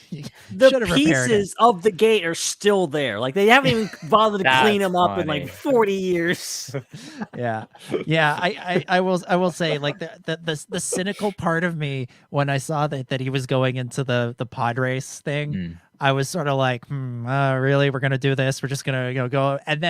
But then as soon as he was in there, I was able to click off the cynicism in the back of my brain and just go, screw it. This is fun. We're going down a trip down memory lane. And like you were saying, Chris, there's been so many OT references. It's been overload on that I just wanted to have some Phantom Menace fun. I just wanted some Phantom Menace I was like, that's a hell of a test flight though. Like, I was extremely stressed out during that. I'm like, he's gonna destroy this thing. Like, he's gonna bank it into a wall and it's gonna be over. And we have one chance to have him as an N1 starfighter. He's gonna ruin it. But thankfully not. But still, it's like, you're gonna test it out. You're gonna go through Beggar's Canyon. What? Just like Beggar's Canyon back home. Yeah. I'd never put 2 and 2 together that was Beggar's Canyon. I never realized that. Me neither. Makes sense. Oh, okay, come on now. Okay. It's not like I just figured this out like 5 years ago myself. But like the whole like But the whole idea, like it took me a long time, but like the whole idea that the Beggar's Canyon is like, oh, it's like Beggar's Canyon. Like Beggar's Canyon is like the Death Star Trench. Like makes perfect sense. Yeah, it's all right there, but it took me like 20 years to figure it out. It was great. It was great fun. And then he gets up into space and he winds up getting stopped by the New Republic again.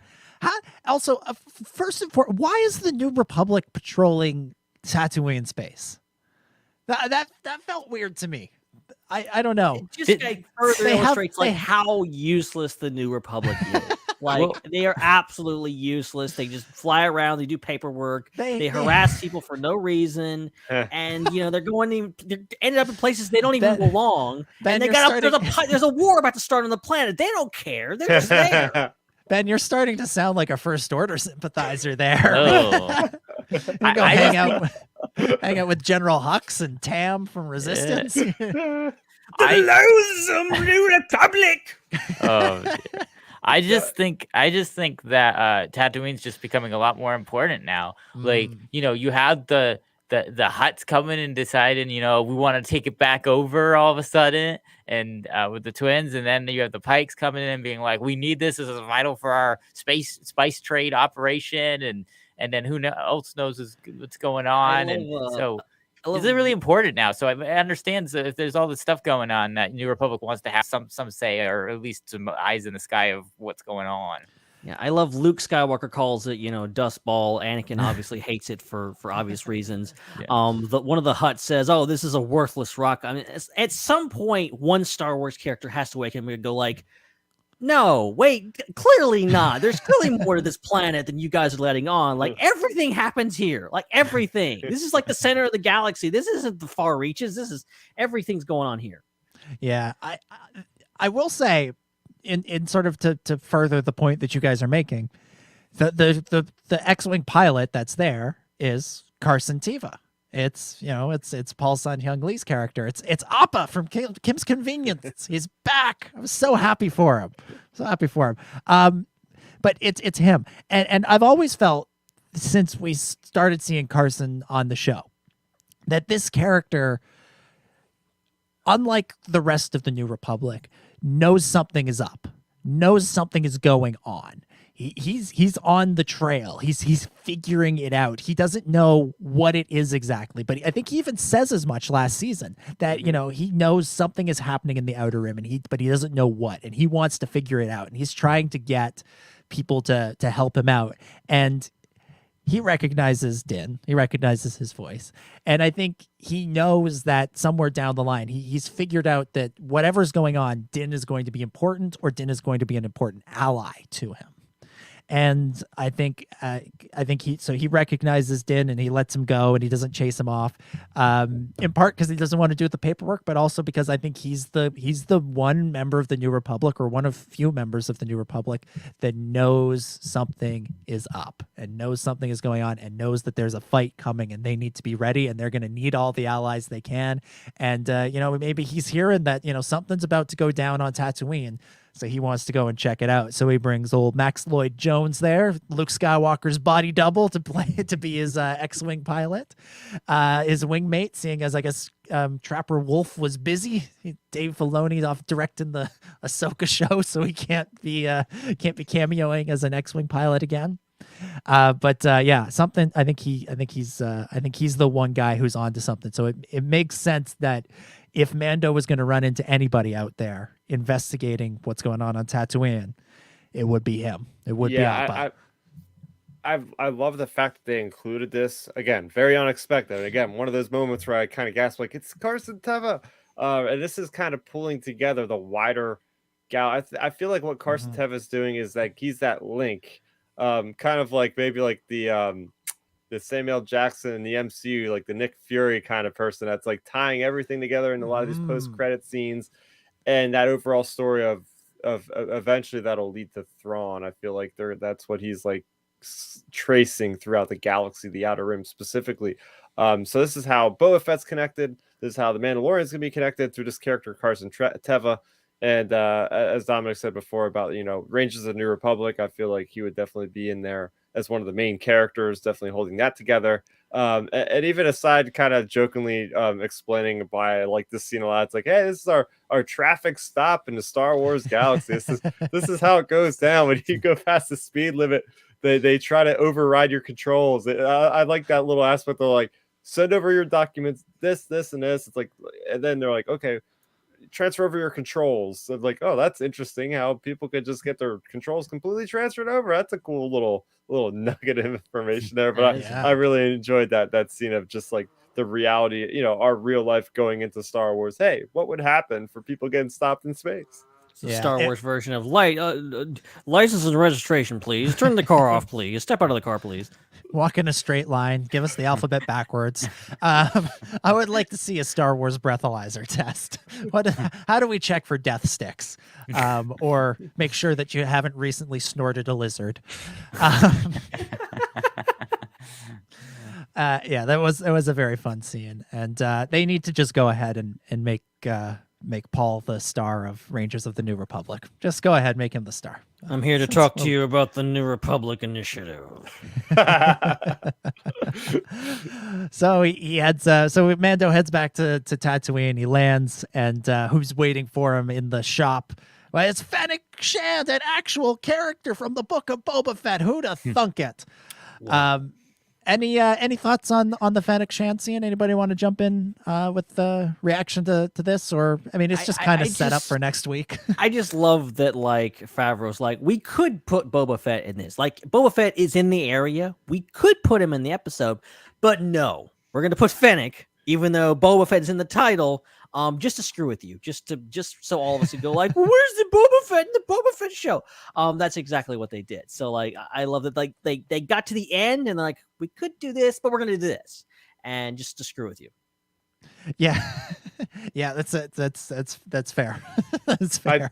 I do like the sentiment of how Din feels about Boba Fett and about he's like, no, you can keep the money. Like he's my buddy. Like I'll help him, no problem. Like it shows like how loyal and how of a, you know, an upstanding individual Mandalorian is, you know, to people that help him and team up and ally and all that sort of thing with him. Yeah, absolutely. And I love that Pelimoto just sort of went on and on about how she set up the security system, and Fennec just enters. And again, Fennec getting the great one-liners. That's not even a one-liner, but you know, Din asks who it was, and she just shouts her own name down. It was pretty great. So that's about everything I wanted to bring up for this episode. Anything else you guys want to mention before we hit final thoughts and scores out of 10? Yeah, I mean, basically, yeah, like within the episode, it was all great, and like I think I even liked it more than a lot of people, because like I didn't notice some of the slower parts. Like the whole thing was so cool to me and so different that I kind of was still really engaged, even in some of those walking scenes and shipbuilding scenes and all of that stuff. I really liked it. But the one thing that I did keep thinking about throughout the episode, and I've really thought about since, is like, was there a way this all could have been constructed in this season better?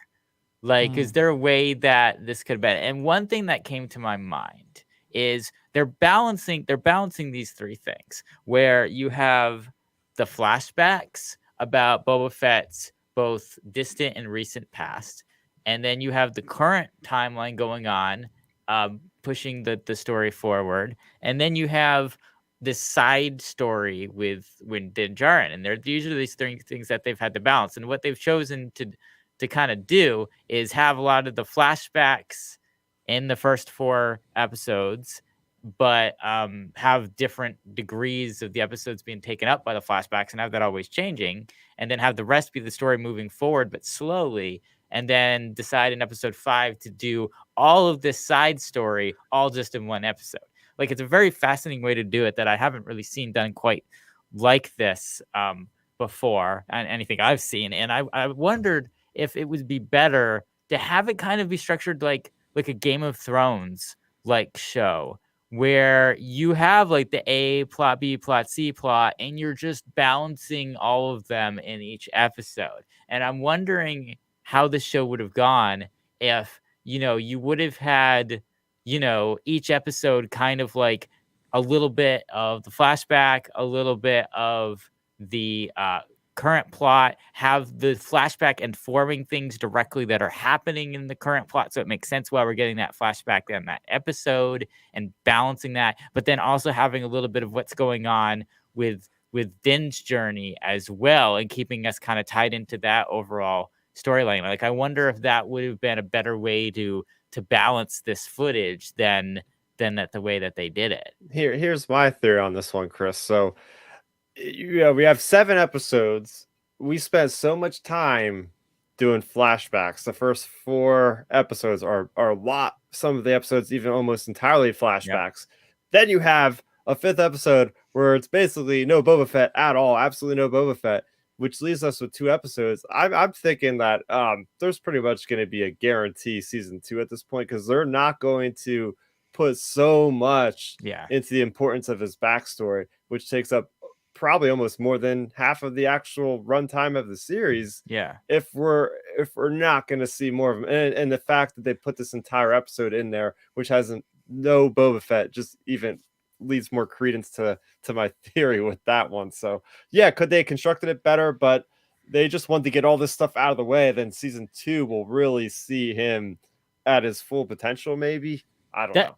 I had that thought too. After, I mean, when I was talking for the immediate reaction show, that's one thing I brought up is I never thought of the possibility that this show could be more than a limited series, even though I don't think they've ever said that it's a limited series. Yeah. But I always kind of assumed, like, a Book of Boba Fett, it seems like kind of like a fun thing to do between Mandalorian seasons. It didn't seem like it was going to be its own separate thing that would continue for seasons and seasons and seasons. I just never got that idea from the way they were marketing it. But yeah, after the 7 episode series, when 4 episodes have been heavy flashbacks and then 1 episode hasn't even had the main character or plot in it, and there's only 2 left, it does, I agree, seem kind of odd to only leave 2 episodes to finish up the story of this entire story that's going on. And it does seem like a way too much buildup for just 2 episodes. And so really I see it only going one of 2 ways that makes sense to me. One is, like you said,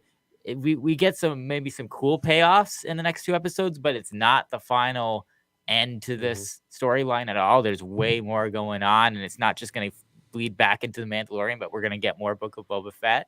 Or these 2 episodes are going to be super long. Like, I'm talking at least 90 minutes a piece, maybe 2 hours a piece. And we're going to have like 2 full. So far, so yeah, we're going to have like 2 full movies of Boba Fett that is going to eclipse all of this slow buildup of 40-minute, 50-minute episodes. What is with Star Wars fans always predicting that we're going to have super long episodes? You're better off predicting we have short episodes. It's not a prediction. It's just I just only see it going one of those 2 ways. I think it's more likely that Starrapter, your theory is right. It makes more sense for them to drag it out and have people keep their subscriptions longer. And, you know, I think there's a reason why they're doing episodic TV instead of a bunch of movies. It makes sense from a marketing point of view of keeping people interested throughout the year, because there's always a new episode of something coming out. So I think it's more likely more shorter episodes, but it's got to be one or the other, because, like, I can't see this whole thing wrapping up in 90 minutes of TV between the 2 episodes. Like, I just can't see that.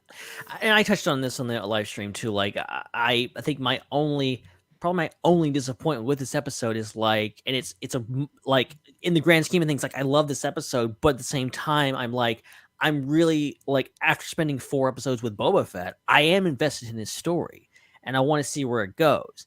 And getting this episode, as much as I loved Din, perhaps even more than Boba Fett at this point, if I'm being honest, I'm still like, wow, that's 1 less episode I'm going to get with Boba Fett. He didn't even get a cameo in this episode. It was just about Din. I love that. I love this episode, but I'm still invested in the Boba Fett storyline. And that's 1 less, that's 50 minutes that I didn't get with Boba Fett this season. And it is disappointing to, like, okay, now we got to cram this huge war plot line into 2 episodes. I think it will work. I think they know what they're doing at this point, but this is a differently paced sort of show. And I think, you know, as we've been talking about, I think it's going to play out in the end. And I think it's going to work better when you just watch it back to back as, like, one big movie. But week to week, it can be frustrating that, like, I waited all week for the extension of the Boba Fett story, and I got some Mandalorian. I'm not mad about it. I'm just a little disappointed. Yeah, what I'm half expecting we're gonna be slightly underwhelmed by how much is wrapped up in the next 2 episodes. And then we're gonna hit the credits, and then we're gonna be watching. There's gonna be a post-credit scene, and then it's gonna be like coming in 2024, Boba Fett the movie. Yeah, I look at I want Star Wars movies back, so I would take that. But yeah, I agree as well. I think season 2 is almost a given at this point. Seems like it. Especially seeing as Rangers of the New Republic seems to have been backburnered. It seems all the more that's only as I see it, that's only more reason to say let's do more Boba Fett stuff. And we've got people hired, we've got the infrastructure to do it. We want to do more stuff within the Mandoverse, as we've been calling it. So let's just keep the Book of Boba Fett going. And I've gone back, I've looked at the original announcement of the Book of Boba Fett on StarWars.com. I was looking for words like limited, event, special, things like that to sort of suggest that this would be a one-off.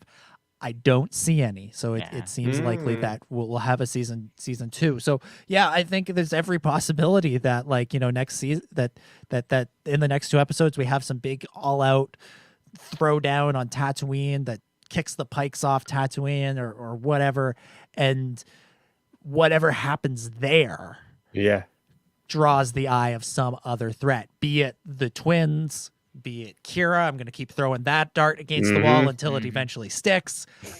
Be it somebody we haven't thought of yet, but it will catch their attention, and that will set the stage for season 2, and likely we'll see a little bit of action in season 3 of the Mandalorian, and who knows, maybe even a little bit in season 1 of Ahsoka that could continue to lay the groundwork for this. I just hope that they do something huge for these last 2 episodes, because if we get this season 2, I worry, and I'm gonna watch the show the day it comes out, everything obviously, but for the average viewer that I'm seeing in the talk on social media and stuff, if these last 2 episodes are huge, then when the season 2 comes, I can see a lot of people like being like, oh, can I skip this show or something, because I've already seen that sentiment.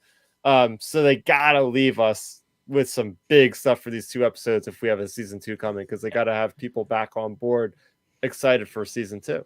Yeah, I feel like this show really only is going to work if these last 2 episodes, as you're saying, leave a great impression. And I'm not just talking about like cameos, stuff like that. I'm just talking about like big stuff. Boba riding a Rancor. That would leave a big impression. Like, that's cool. I think we're getting that. But like some other stuff too would be good. And I think we've been holding out. This has been a slow burn, but slow burns only work if there's like a payoff in the end. If you get something, you wait and you're patient.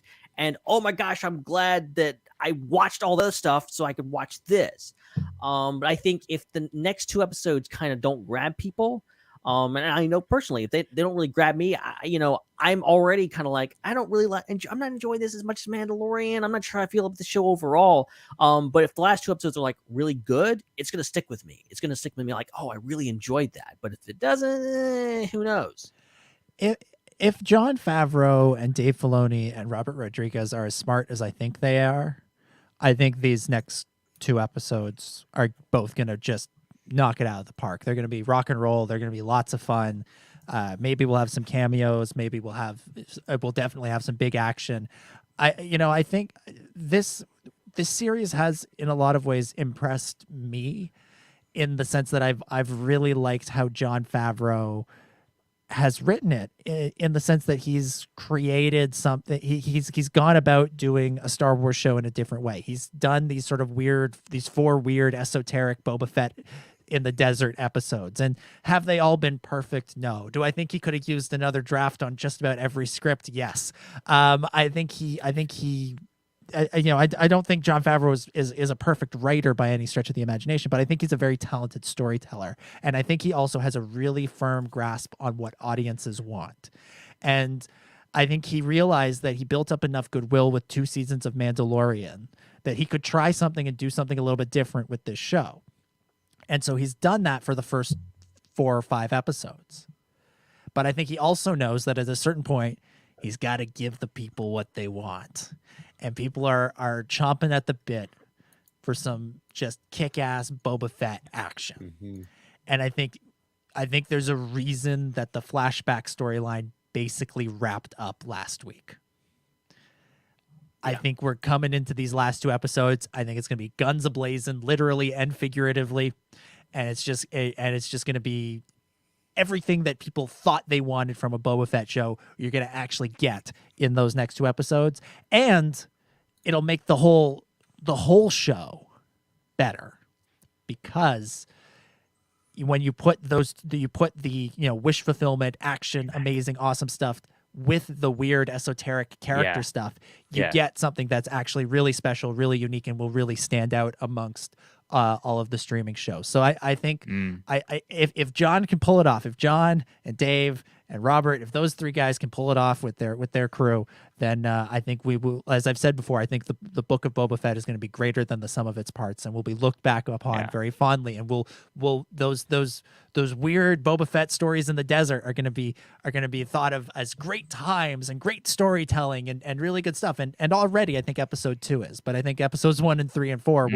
will join it if they can stick the landing. But that all depends on what happens in the next 2 episodes. And if you end up hating the next 2 episodes, just send all your hate mail to @DominicJ25 on Twitter. What I'm saying, no. Look, what I'm saying is, if they stick the landing, then this season will be looked back on as very, very fun. That's a big if. And that's fair, and that's very fair, Ben. That's a big if. If they whiff, if they fumble the ball, then it will be having a very different conversation about the show. But if they land it, and I think they've earned at least a try. They've earned a try at this. Then I think Book of Boba will sort of stand a step above other things. We don't want to be telling future Star Wars fans who are just getting into it, so this is what you need to watch. You need to watch Mando season 1, then you need to watch Mando season 2, and then you go watch episode 5 of Book of Boba Fett, and you go watch Mando season 3. It is interesting though that like the conversation has completely changed now, just online, and the chatter that I've seen, and like the positivity, and we're getting a lot of feedback on this show right now, I think, because it's been so positively received. And like this started before the episode actually aired. Like as soon as it came out that Bryce Dallas Howard was directing this, people lost their damn minds. I was watching all of that stuff online. It was crazy. And people were like, this is gonna be a banger. I'm like, God, I hope we're not overhyping this, because I know everyone loves Bryce Dallas Howard, but like we're putting a lot of hype on this. They were right, and I hope this is the beginning of some great things. Hopefully, can turn the conversation around, and people can be excited and not be angry about colored Vespas. Maybe. I think we could sleep pretty nicely now, knowing that Dave Filoni is directing this next episode. So think about that as far as our confidence level going into that next episode. Here comes Ahsoka. Let's go. Like a pet. Personally, I am a Dave Filoni director fan. Usually he makes me happy. So I think there, outside of like the gunslinger, I think he mostly is a crowd pleaser. And I mean, the gunslinger does have its. I like that episode. So fans. like it makes me happy. That was the genesis of everything. So it's true. It's true. It's all started. All right. Pelican is the key. Oh yeah, he's gonna totally come back next episode. Yeah. With mechanical everything. He's one of the mods. All right. I think we should hit final thoughts and scores out of 10. Unless there's anything else. Should we do BD1? Just gonna throw that out there. Okay, is it BD1 or is it not BD1? That's not BD1. I've done the extrinsic research on this. He knows. I've picked up my little BD1. Let me grab it. Because I was wondering the same thing. Let's review the this footage. Little BD1 has red stripes on the legs and on the head. It does not have that in the show. Yeah, for everybody listening, Starrapter is holding up his Black Series BD1, which is about the size of a quarter. Yeah. But wait a minute, isn't this choose your own canon? Can't you put whatever skin you want on BD? And but no, I feel the same way. I think it would be a disservice to the character of Cal Kestis to have BD1 show up without Cal, and that's one thing that I would just flip out over. That's on my short list of things I'd flip out over, along with Kira and Embo and Cad Bane. Take the connections in stride, because like I'll tell people online going like, "Oh, that N1, I bet you $5. That's the one Anakin flew." I'm like, okay, maybe, but let's not take it that far. Did Mando ever try spinning in this episode? He did. Yeah, it's a good trick. I was surprised he didn't say that. Yeah.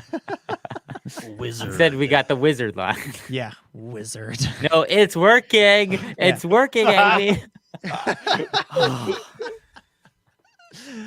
I mean, him saying wizard, that feels like the natural extension of Favreau trying to get him to say McClunky in a previous episode. Yeah, that line on set that day, Favreau's just in the corner going, yes, and Dave Filoni's like, oh god.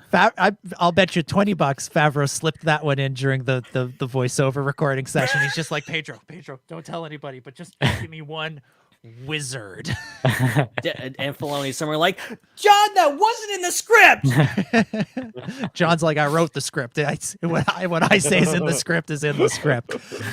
All right, final thoughts and scores out of 10 for Return of the Mandalorian, aka Chapter 5. And everybody who's watching live on YouTube, go ahead, post your final thoughts and scores out of 10 in the old chit chat here. And Ben, start us off. Give us your final thoughts, score out of 10 for episode 5.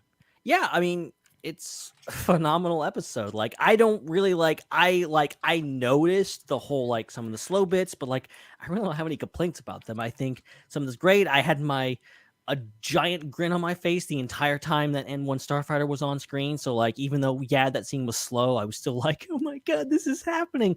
So it's just, there's so many things to talk about. Like we spent almost 2 hours on this thing already. And we could spend another 2 hours, and it was the longest episode so far we've gotten. And just such a great surprise, just seeing that silhouette come on the other side of in that freezer just made me so happy. And I was like, okay, yeah, 5 minutes of this and then we're back to Book of Boba Fett. No. So I'm really not complaining. I'm just saying it's weird. Okay, it's weird that my favorite episode of the Book of Boba Fett doesn't have Boba Fett in it. I'm just saying it's weird. I'm not mad. I'm just not sure how to feel about this. But I will say, I think I'm going to give this one. God, do I give it? I think I have to give it a 9 out of 10. 9 out of 10. I'm considering a 10 out of 10. I was almost there. 9.5. Okay, I'll split the difference. 9.5. There you go. 9.5 for Ben. Starrapter, over to you. Final thoughts. Score out of 10. Yeah, so my sentiments haven't really changed since the opening, but we've had a great conversation, a great discussion nonetheless. What I will say is, again, the moments that made me cheer, the moments that made me gasp, some really great stuff we were talking about earlier in the episode with the Dark Saber and how it ties into the Clone Wars and Rebels and the lineage of the Mandalorians in general. Just so awesome hearing all of that. Seeing Din, seeing where he is now compared to where he was in season 2, getting that connective tissue, seeing how he's acting in this galaxy, how he's feeling about Grogu, getting an update on Grand Moff, Moff Gideon. And also seeing that really fun stuff with the callbacks to the Phantom Menace, seeing an Naboo Starfighter, seeing Beggar's Canyon, just a lot of great content. I will docket points for maybe being a little bit slower, walking a lot, and just a little bit too long on some scenes. And I'm going to have to give it like another half a point or something just for the fact that it did slow down my excitement for seeing Boba. Like, I feel like they've been building up to this big war. Like, I think it was episode 3 where they're like, that was just the first wave. We'll prepare for war. And then the next episode, it's like a lot of flashbacks. And it's like, oh, we got to get money to fight, muscle to fight this war. It's like, okay, next episode, we're going to get the war. It's like, oh, now we're going to have somebody completely else on the show. It's like, there's 3 episodes I've been waiting to see this war. And granted, this is maybe in hindsight, this won't even be an issue. But concurrently, as I watching this show, my enjoyment level, I would give this an 8 out of 10. 8 out of 10 from Starrapter. Chris, what about you? Final thoughts, score out of 10 for Chapter 5. I think the reason why there was so much walking is this was actually gameplay footage. So got to keep that in mind. Yeah, no, this was great. I think it just had, I think they had I think there is a bit of a formula going on with Star Wars TV to kind of make a great episode. Like, I think you need at least one really great, really cool and innovative action sequence. And this episode had a couple of them. You need to have some lore building, and this episode definitely had some lore with the history of the dark saber and the Mandalorians, and some more exposition about like what the dark saber is and how it works, and that's cool. This episode had something really cute in it. It had the little baby Yoda bag with the potentially chainmail in it, so you kind of need that element, and then you need like some references to some nostalgic stuff like the Phantom Menace and Fallen Order. So I think and the fifth thing is you got to advance the plot forward, and unfortunately I think the one thing that keeps this episode from being a perfect score for all of us is that it's not the Book of Boba Fett plot being moved forward. It's you're making a major development in the Mandalorian plot, with him kind of not seeing eye to eye with that covert. So that's the big development there. But other than that, this meant nothing to the Book of Boba Fett, because you could have, like we were saying earlier, you could have just gone, as they may have originally been planning, from that little musical cue at the end of last episode into then showing up to help Boba next episode. So not a necessary episode for this show, but a must-watch episode for the Mandalorian show. It might be confusing if you don't see it. Really interesting situation. So far, a lot of the episodes, I'm going to use Taco Bell sauces to rate this. So far, we've got some mild episodes of the show. And I'm going to rate this one hot. Did Taco Bell pay for this segment? Yes, Are they a Patreon supporter? Hashtag not spons, but would love to be. Is Taco Bell and IHOP going to be fighting over our sponsorship? Yes, that's the thing. Pitting them against each other, right? To see who can make the best offer. That's I'll tell you which one I'm picking, regardless of the quality of their offer. What type of maple syrup is this episode? Right. we gotta bring some sauces from. So what you're saying is you're giving it a hot sauce out of 10? Is that what you're saying? This is a hot sauce, but I'm expecting next week to be fire. So I'm holding out. I'm not giving it the fire rating. It's just the hot. It's just a hot rating. And some of those flashbacks on fire. Some of those flashbacks were just ketchup, but it's cool. Boo. It's cool. So hot out of fire. So that's a 9 out of 10 for me. 9 out of 10. Okay. I don't even know how to follow that. I don't know what more I can really say. It's weird that this was a Book of Boba Fett episode and not a Mandalorian episode. I'm going to take half a point off for that. I'm going to take a whole point off for just how long the shipbuilding scene was. It was way too long for me. So but I'm also starting from a place where so much of this episode was a 10 out of 10. So I'm going to give it the 8.5. I thought it was a really, really strong episode, really, really engaging episode of Star Wars. If not the Book of Boba Fett. I will say I hope that Tamura Morrison got paid for this episode, and because they still credited him as the lead actor in this, which I thought was hilarious. So I hope he got paid for this big time. And I want to say I think that this episode gave us a really good piece of advice that I think belongs in the pantheon of great Star Wars wisdom, and that's from the Armorer. And when she says, "Persistence without insight will lead to the same outcome." I feel like that's up there. I feel like that's a really good piece of Star Wars wisdom. So I give this episode 8.5 out of 10. Really, really strong episode. All right, let's check in with the chat. Diablo Cooling, 10 out of 10. F105 Music, our buddy Din, the other Din, he gives it 11 out of amps that go to 10. Nice. Matt gives it 17 pod racer engines out of 23 Torontonians, whatever that means. Kevin Decatur gives it 9 out of 10. Chosen Nightwolf goes with a 9 out of 10. Matthew Hardy says 9.5. Zach Arnold, Ben's counterpart on the Intergalactic Peace Coalition, gives it meep out of meep. So we're really just all losing our minds tonight. For the record, I have no idea where that came from. Okay, I don't know that guy. It's a little Beaker-esque. Yeah. Joel gives it 8 out of 10. Loses points for making me concerned about the season. Oh, no. Yanni gives it a 9 out of 10. Jesse says, after second thoughts, it's a 7 out of 10. Points off for having the wrong title card at the beginning. We all know it's Mando Season 3, Episode 0. Yeah. And I think that's what we. Oh no! Wait, what we got one here from Carl, who gives it 7 Womp Rats out of 10 blurgs. Nice. Which I believe is a British panel show. All right, let's move on because we got a lot of other news to get to, and we will start with the big news about Star Wars video games. We had a big headline on StarWars.com. This is what it said this week. Electronic Arts and Lucasfilm Games announced new Star Wars titles in development from Respawn Entertainment. And the press release goes on to say, Star Wars gamers, get ready for new galaxy and genre-spanning adventures. Electronic Arts and Lucasfilm Games announced today that they will join forces once again for 3 new Star Wars titles. The next title in the Star Wars Jedi franchise, a strategy game, and a first-person shooter, all currently in development from Respawn Entertainment. Shepherding the next installment in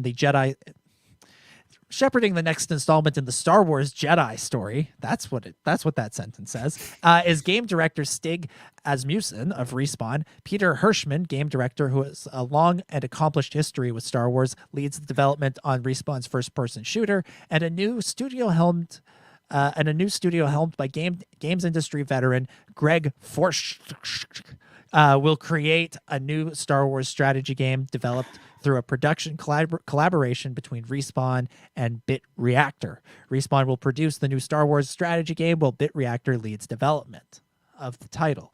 We are excited to continue working with the superbly talented teams at Respawn, to Douglas Riley, VP of Lucasfilm Games. They have demonstrated excellence in telling epic Star Wars stories along with best-in-class gameplay across different genres, and we are looking forward to bringing more amazing experiences to the galaxy far, far away.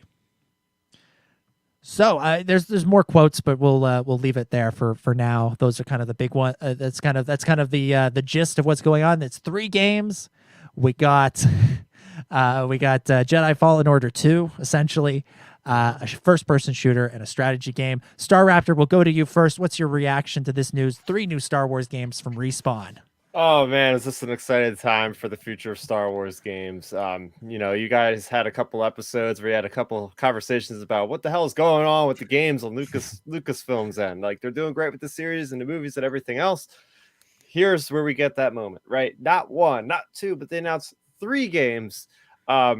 So that actually adds up to a total of 8 games that are currently developed at Lucasfilm Games. So we have Star Wars Hunters, which is from Zynga. It's going to be more of their mobile kind of action game that you can do like free to play and stuff. That's going to be hitting like mobile devices and stuff later this year. Then we just last week got the gameplay trailer, April 5th. We got Lego Star Wars Skywalker Saga. We have whatever's in development over there at Ubisoft. We have the KOTOR remake over there at PlayStation and the other studio that's making that. We have, if it ever gets off of the ground, that the Star Wars Eclipse.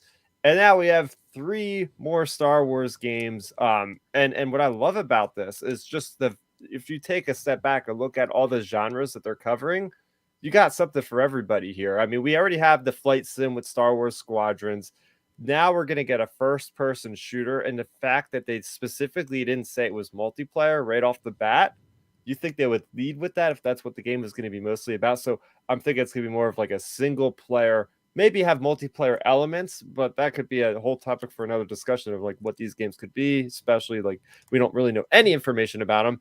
I'm super excited about a strategy game. This is something I've been wanting for a long time, right? The last strategy game that I've really played and found myself loving was the Star Wars what there was something that was like you're controlling different vehicles and stuff like that. Empire at Empire War. at War. That's the game. Thank you, Dominic. It's been such a long time since we have that. And then we have something in the Jedi series, which is probably going to be the sequel. I've been saying, oh yeah, they could use Jedi as that title and then kind of go to different eras, but I they didn't really like specifically confirm that it's the sequel. But I mean, it's pretty much, we got to see where Cal goes from here on out. On top of everything else, so I love the variety. The fact that they're sticking with specifically one studio at EA, which is Respawn, which is very interesting. This company, Respawn, cannot do any wrong. Like these guys, everything they put out is a hit. They put out this team originally was a lot of people from Call of Duty Modern Warfare, the original one. And then they went on to create Titanfall 2, which are cult classics. People love those games. Apex Legends, which is just killing it as far as a battle royale first-person shooter. And then they have Fallen Order. So they can't do any wrong. And the fact that actually one of the people that's going to be working on the new game is going to be somebody that worked on Battlefront, the original 2000, the original Battlefront, right? So that is really cool, seeing that connection there, seeing that EA is maybe giving their other studio, DICE, that did the more recent Battlefronts, like they haven't been doing too hot, I'll be honest. They put out Battlefield 2042 last year and it just kind of fizzled and went. So it shows how much like Lucasfilm Games is shifting. They still want to work with EA, which some people might not like that a whole lot, but the fact that Respawn is the one that's in charge, because they proved themselves with Jedi Fallen Order. Not only is it a great critically appraised game, but it sold really well. So we're gonna have those little departments filled by all these other kind of game companies. And it's just a great time to be a gamer now that everything's not just with licensing with EA. Now you can have something with Ubisoft. You can have something with, the people that the Lego games or whatever at this point. So for me, it's a really promising future, and just seeing like games that could be first person shooters and strategy games thriving is going to be is a treat. That's for sure. Mm-hmm.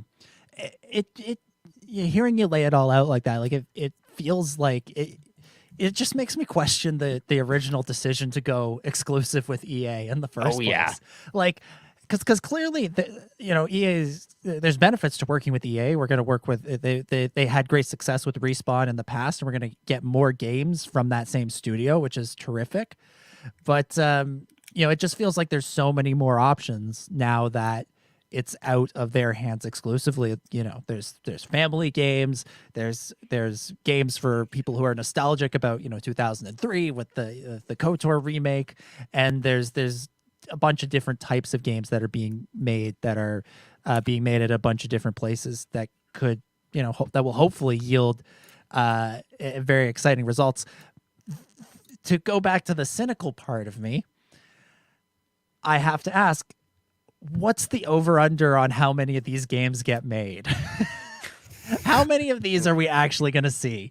Like, the optimist, I feel like, says we'll see all three. The realistic optimist says we'll see 2 out of 3. The pessimist says we'll see one out of 3. And the uber pessimist says we won't get any of them. But I don't know. I'm hopeful that we see these ones through. Chris, Ben, what do you guys think? Where are you guys feeling on this announcement? Yeah. So Fallen Order is one of my favorite Star Wars games of all time, and definitely my favorite kind of new era Star Wars game. Like, I enjoyed it a lot more than I enjoyed Battlefront, and most of the other stuff hasn't even inspired me to even try it, because it just does not look interesting, like some of the mobile games and stuff like that. So this is exciting. I mean, I kind of feel like at least the announcement about there being more in the Fallen Order franchise, like that was kind of telegraphed. Like I think we had heard kind of stuff along those lines before. So like, you know, it's kind of like this isn't like an extreme level of excitement here because I'm not really hearing that for the first time, but having it confirmed and more information about it is super exciting because I am going to be, you know, I picked up Fallen Order and played it the day that it came out, and I'm going to do that with whatever this game is because I did enjoy it that much, and I'm excited to see what they could possibly do to improve it too because I thought Fallen Order was pretty great. Like there wasn't a lot about that game that I could have imagined being better.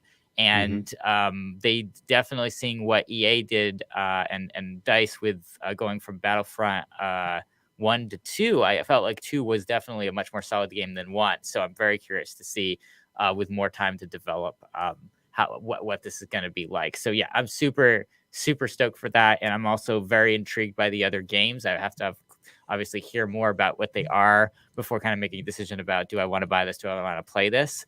But knowing that it's Respawn and knowing the success that they've had with those other franchises and how much I love their Star Wars game, I think it's very likely I'll be interested in those as well.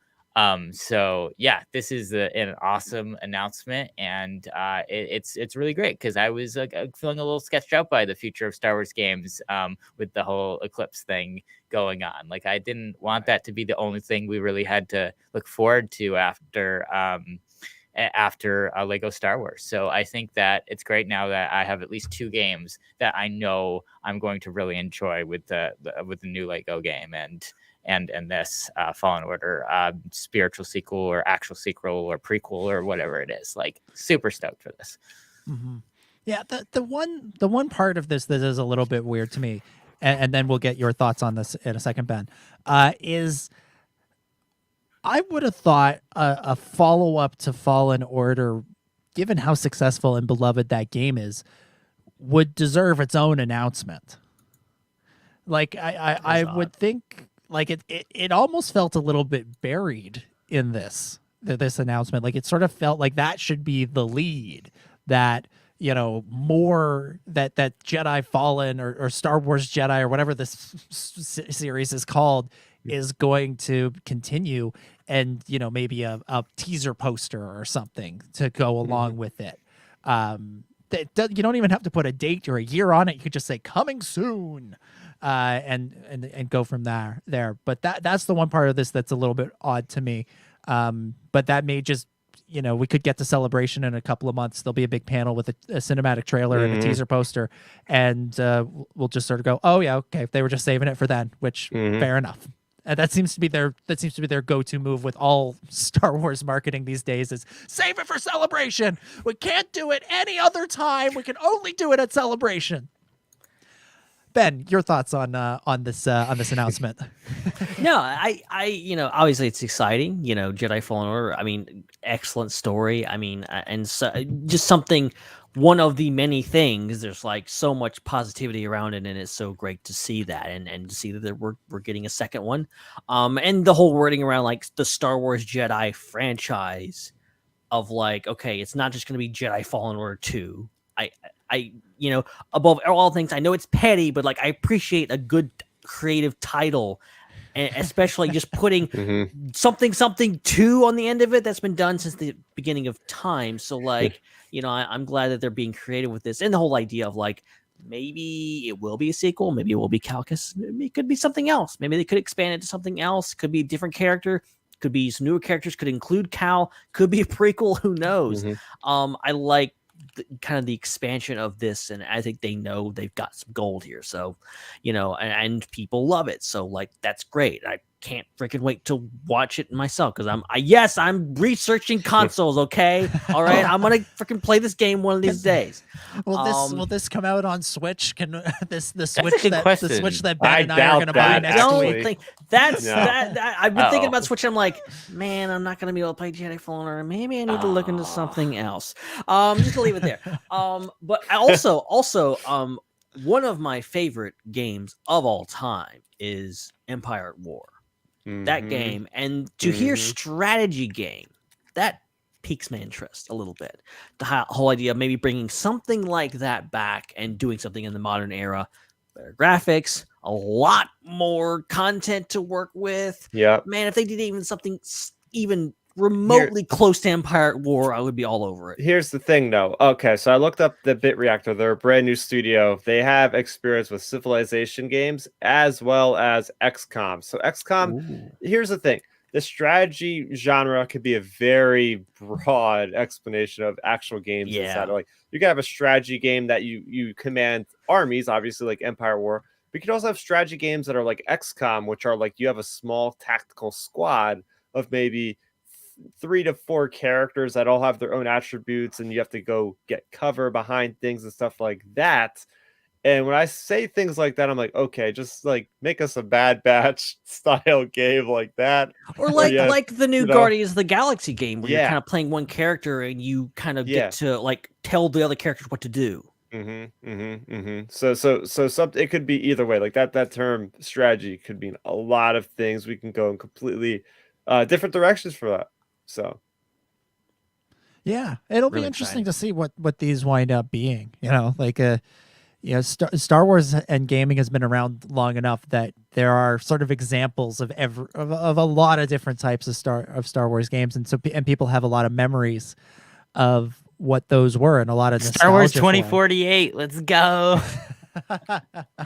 Bring back Tiny Death Star. That's what I'm missing. Star Wars Angry Birds. Oh, that was actually a lot of fun, though. It was a lot of that. It was. So it'll be interesting to see how they build on what's come before, how they acknowledge what was there in the past, while also bring them into the new age. What'll be curious, with the strategy game and the history with Empire at War. Do you think they pull a Battlefront and they go back to that legacy title and say, oh yeah, we're making, a new Star Wars Empire at War. It's not Star Wars Empire at War 2, but it's a new one. Do we think that's a possibility? Or do you think that they're more likely to just say, no, this is Star Wars Galactic Battles or, something? I think because it's been so long since that game came out, I don't think a lot of people would mind if they kind of not did a remaster, of course, but like remade it. So it's, current graphics, different gameplay style. I mean, the thing is with strategy games, they're typically PC games, because many of the strategy games, there have been some recent ones, but most of the time they don't run very well with gamepads, because there's so many commands and things like that. But I could see them dealing with like the Galactic Civil War still. I mean, that's like your biggest, either that or the Clone Wars, right? They're your biggest fronts of war for the most part, dealing with like large masses of troops and vehicles and things of that nature. But yeah, I could definitely, even if they don't name it Empire at War, I could see it being like the spiritual successor in a way. Yeah. Different title, but the same sort of gameplay. Yeah. I'm sort of expecting that. We'll see where we wind up with it, though. All right, so that's sort of the future of Star Wars games. Well, this is something I'm sure we'll touch on more in the future. But let's look a little bit at the road not taken in Star Wars video games. Specifically Star Wars 1313. So if you're not familiar, Star Wars 1313 was a game that was developed by LucasArts. They premiered it at E3 in I think 2012. They showed off some early test footage from it, and it was this big thing that was going to be the future of Star Wars gaming. And then we started to hear, well, maybe it's not going to happen. And then the Disney sale happened, and apparently Disney tried to find some studios to take on the game and finish it, and they weren't able to. And so the game wound up on the shelf with the Underworld live-action series and 30-some-odd episodes of Detours. Now, an interesting wrinkle in the history of Star Wars 1313 was that when it was premiered at E3, there was a new character as the protagonist. However, when one George Lucas saw what they were doing with 1313, he looked at it and he said, who would be great in this game? Boba Fett! make Boba Fett the main character. And then he walked out of the room, and the developers were just like, what did he say? And so part of the reason the game never progressed further than it did was because they had to change from a new character to Boba Fett as the main character in it. And we'd never actually seen any of the Boba Fett gameplay or the Boba Fett test stuff that was worked on. We'd only ever seen stuff with the generic hero. Well, this week we got our first look at some of the Boba Fett gameplay. This was posted online by a YouTube channel called The Vault, and they posted about 3 minutes of Boba Fett gameplay. So we're gonna watch this, and we're gonna kind of talk about what we're seeing on screen. So for everybody who's listening, we're gonna kind of talk over this, but you can certainly go and check it out on YouTube. It'll be very easy to find. Just search for Star Wars 1313, or come watch our video and see. We're 2 hours and 10 minutes into the stream about Chapter 5 of the Mando. So here we go. Boba Fett. For Boba. I mean, that's what's going on.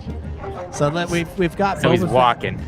He's walking through like a cantina of some kind. Nondescript. Now, keep in mind that this is made in 2012 or even somehow before that. This is looking very modern with just the amount of characters that are interacting and the volumetric effects of the smoke and the fog and just seeing these creatures. And I'm getting heavy Mandalorian vibes. I mean, just look at the mismatch of his armor with the silver helmet and the other ragtag type of garb he's wearing. Yeah, I gather that one of the things that would have happened in 1313 is that. Also, speaking of Mando, hey, I wonder where they got this idea from. The meat locker. But I gathered that one of the things that would have happened in this game is that you would have sort of gathered the armor over the course of the game, that you would have been picking up pieces of it. You maybe would have just started with just the helmet, and you would have slowly gathered, the knee guards and the chest plate and all of the other parts of Boba Fett. So far, so this gameplay, it's a lot of kind of parkour-esque stuff, and kind of similar to Fallen Order. You have a lot of obstacles you need to climb over, and he's chasing somebody. Boba's chasing somebody. Very Uncharted-esque with kind of like you kind of running along, and it turns into kind of very cinematic. Yeah, it's hardcore parkour. Also reminds me of Lightsaber Lost in the Clone Wars. And Go ahead, Starrapter. I'm just seeing the background. If you look at the background, just the amazing Coruscant nightlife, the sky, the ships really going past, the lights. It's like really. It's impressive, even in this like very early stage. Like it's very bare bones, you can tell, but it looks really good. Yeah, it's like this, along with the Underworld test footage, it just makes me sort of yearn for more Coruscant content. Like there was a time when we would have gotten to explore Coruscant so much more, and we've got little bits here and there in Clone Wars. The Martez sisters arc in season 7 picked up on some of that, but we would have seen so much. Now we're seeing some like real test footage, sort of like everything's black and white. Yeah. Boba's getting beat up. There's no backgrounds anymore. But this just shows me like the animation is pretty incredible for this time. Like the physics look really ahead of this game would have been really ahead of its time if it came out when it did. I'm sure maybe it was building on some of the engines they were working on, maybe with, I don't know what the studios were like, but like there was that Indiana Jones game they were working on like years ago. Supposed to have like these really state-of-the-art like effects and like stuff that obviously you're seeing here with the whole like ragdolling effects and stuff like that. It's just pretty sad for the developers, right? Because you see all the great work that they do for just the cover system that they showed, the parkour, like your traversals, like Assassin's Creed and Uncharted, is just so smooth. And then for somebody to come in the room and be like, "Oh, your guy's gonna have a jetpack now," and it's like they just put all their stuff down, like. Our entire game is made by us jumping and leaping and getting behind cover. So you're telling me now I'm just gonna be flying around? Like I have to basically tear the entire game apart and make it from the ground up. it's probably where they came up with the concept of okay, he doesn't have all his armor, he doesn't have a jetpack. The last thing gets that the game ends when he gets the jetpack. The game, he gets the jetpack, and then George walks on screen and says, "Thank you for playing this game. Unfortunately, we didn't have time to finish." Okay, so now this needs to be like the Deadpool effect. Like now they've released the test footage. We gotta blow this up, and they'll make the game. So now we've got 1313 test footage. We've got Star Wars Underworld test footage. We've got a leaked episode of Star Wars Detours. Like, it's all out there. Like, let's go. When are they get that on Disney Plus? Yeah. Yeah, that is interesting. In the last 2 years, we've gotten that little glimpse at the road not taken of basically the last decade of Star Wars. That's interesting. Bob from social media is like, whoopsie. Yeah, I'm just waiting for some tin can footage. And yeah, it's fascinating. Well, you say tin can footage. A teaser for that does exist. That's true. It was prepared for Josh Trank's Boba Fett movie for Celebration Anaheim. They prepared a teaser that would have been all digital. It would have been like the Rogue One teaser they showed there. That, but they did that's somebody's gonna leak that next year. Like, it's gonna keep going. I still want to see the full version of the Rogue One teaser. They never released that thing. No. Oh, the one in London? That was Anaheim. Yeah, the one in Anaheim where that was like you see a jungle planet. It's actually the shot is actually used in Solo. Yeah, weirdly enough, it's in Solo. Yeah, where you're just panning along on a jungle planet, and then you point up to the sky and the Death Star's there, and you hear Obi-Wan, say over 1,000 generations the Jedi Knights with their yada yada. Last I checked, the cam version was still on YouTube. So if you wanna watch it, knock yourself out. It's potato quality. The best part of the cam version of that is the person that yells "No recording" in the middle of it. Whoops. So that's 1313. It looks fascinating. It's another one of those ones. Just wish we could have seen it. Wish it could be revived some way. And I think if they ever make this game, if is a good question, right? You're kind of half joking about how many of these games are actually going to come true, to fruition. But maybe we're looking at some games here, like maybe Ubisoft. Maybe they're making a Mandalorian game. Somebody's got to be making a game about a Mandalorian or a gunslinger of some sort, because we have the Jedi game. Now we need the scoundrel / bounty hunter / Mandalorian game. And then maybe they could use elements that they got from that or something. The resurgence of Mandalorian culture in Star Wars lore and Boba Fett and all this kind of stuff, and and also taking retired concepts and bringing them back, I think, and doing all these deep cuts, and they're referencing the holiday special now. Come on, you can just do 1313. So I think there's precedent for this to do. Maybe not 1313 in general, but do something along that lines. Well, the game, what was it? It was good. It was Project Ragtag that Amy Hennig was working on. That originally, the studio that was making that game, I can't remember what they're called. I don't think they exist anymore. But they were originally approached with doing 1313. Continuing it, and they said no thanks, we'd like to do our own thing.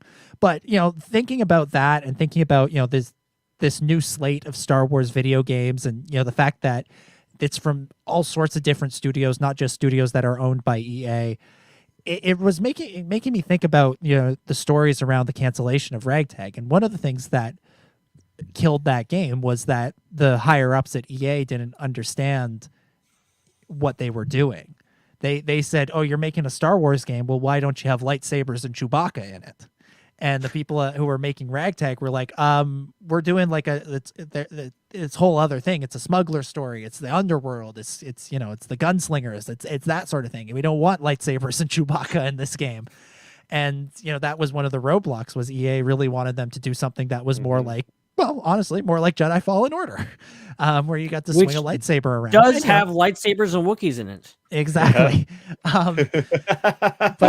But now, a studio that is outside of EA can pitch something like Project Ragtag or 1313 and can go to Lucasfilm Games and say, we have this idea, what do you think? And Lucasfilm Games can be like, yes, let's do it.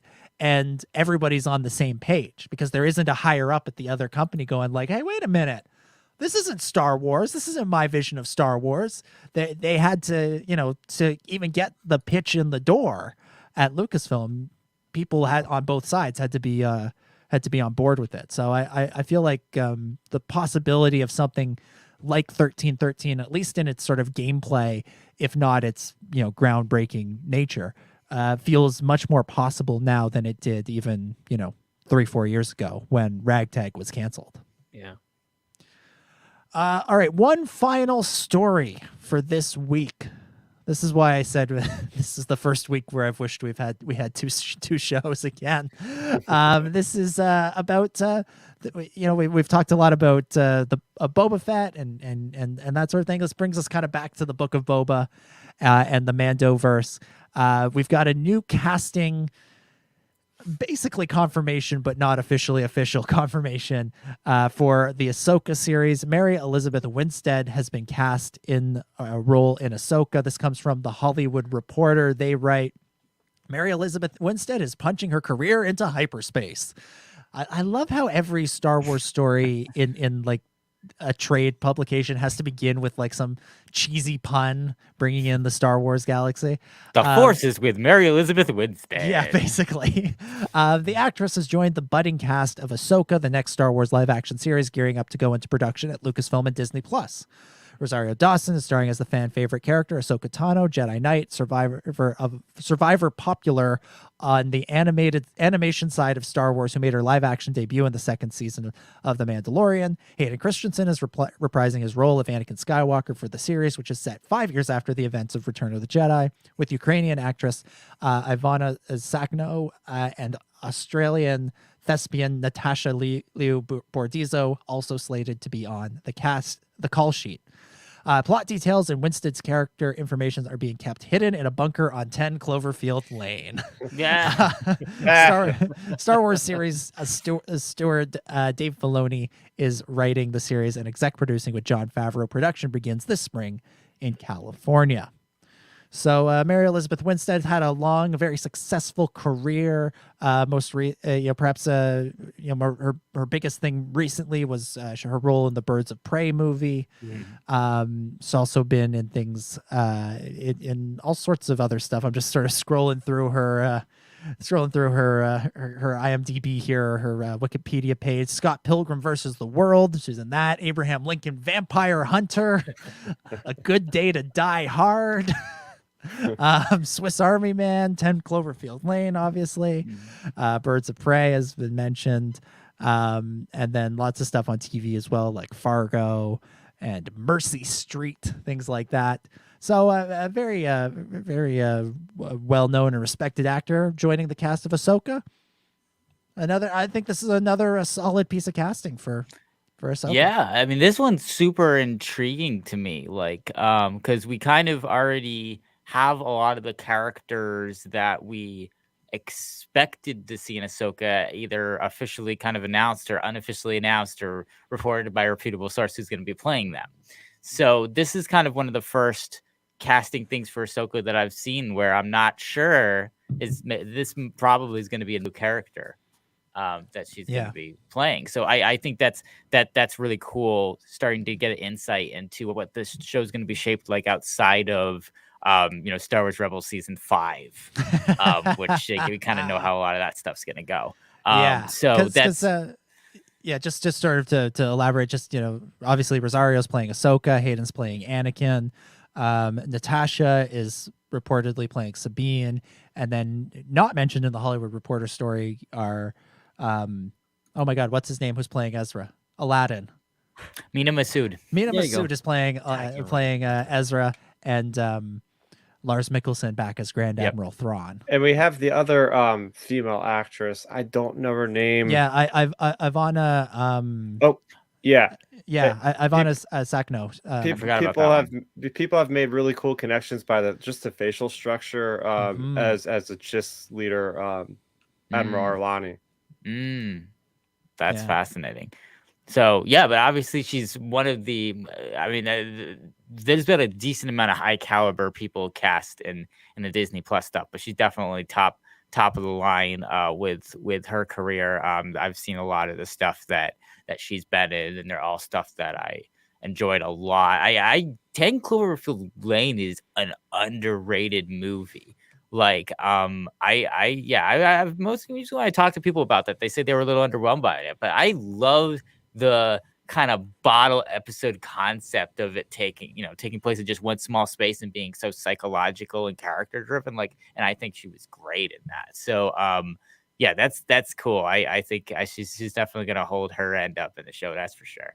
Apparently, Birds of Prey is underrated too. Even though I watched it and loved it. Like, it's gotten a lot of same. It hasn't gotten maybe enough praise as it deserves, and I think it's one of the best. That's one of my favorite. That's one of my favorite DC films. Like, Birds of Prey is up there for me. Like, I think it's better than a lot of the stuff that's come out. Sans the Snyder cut. Yeah.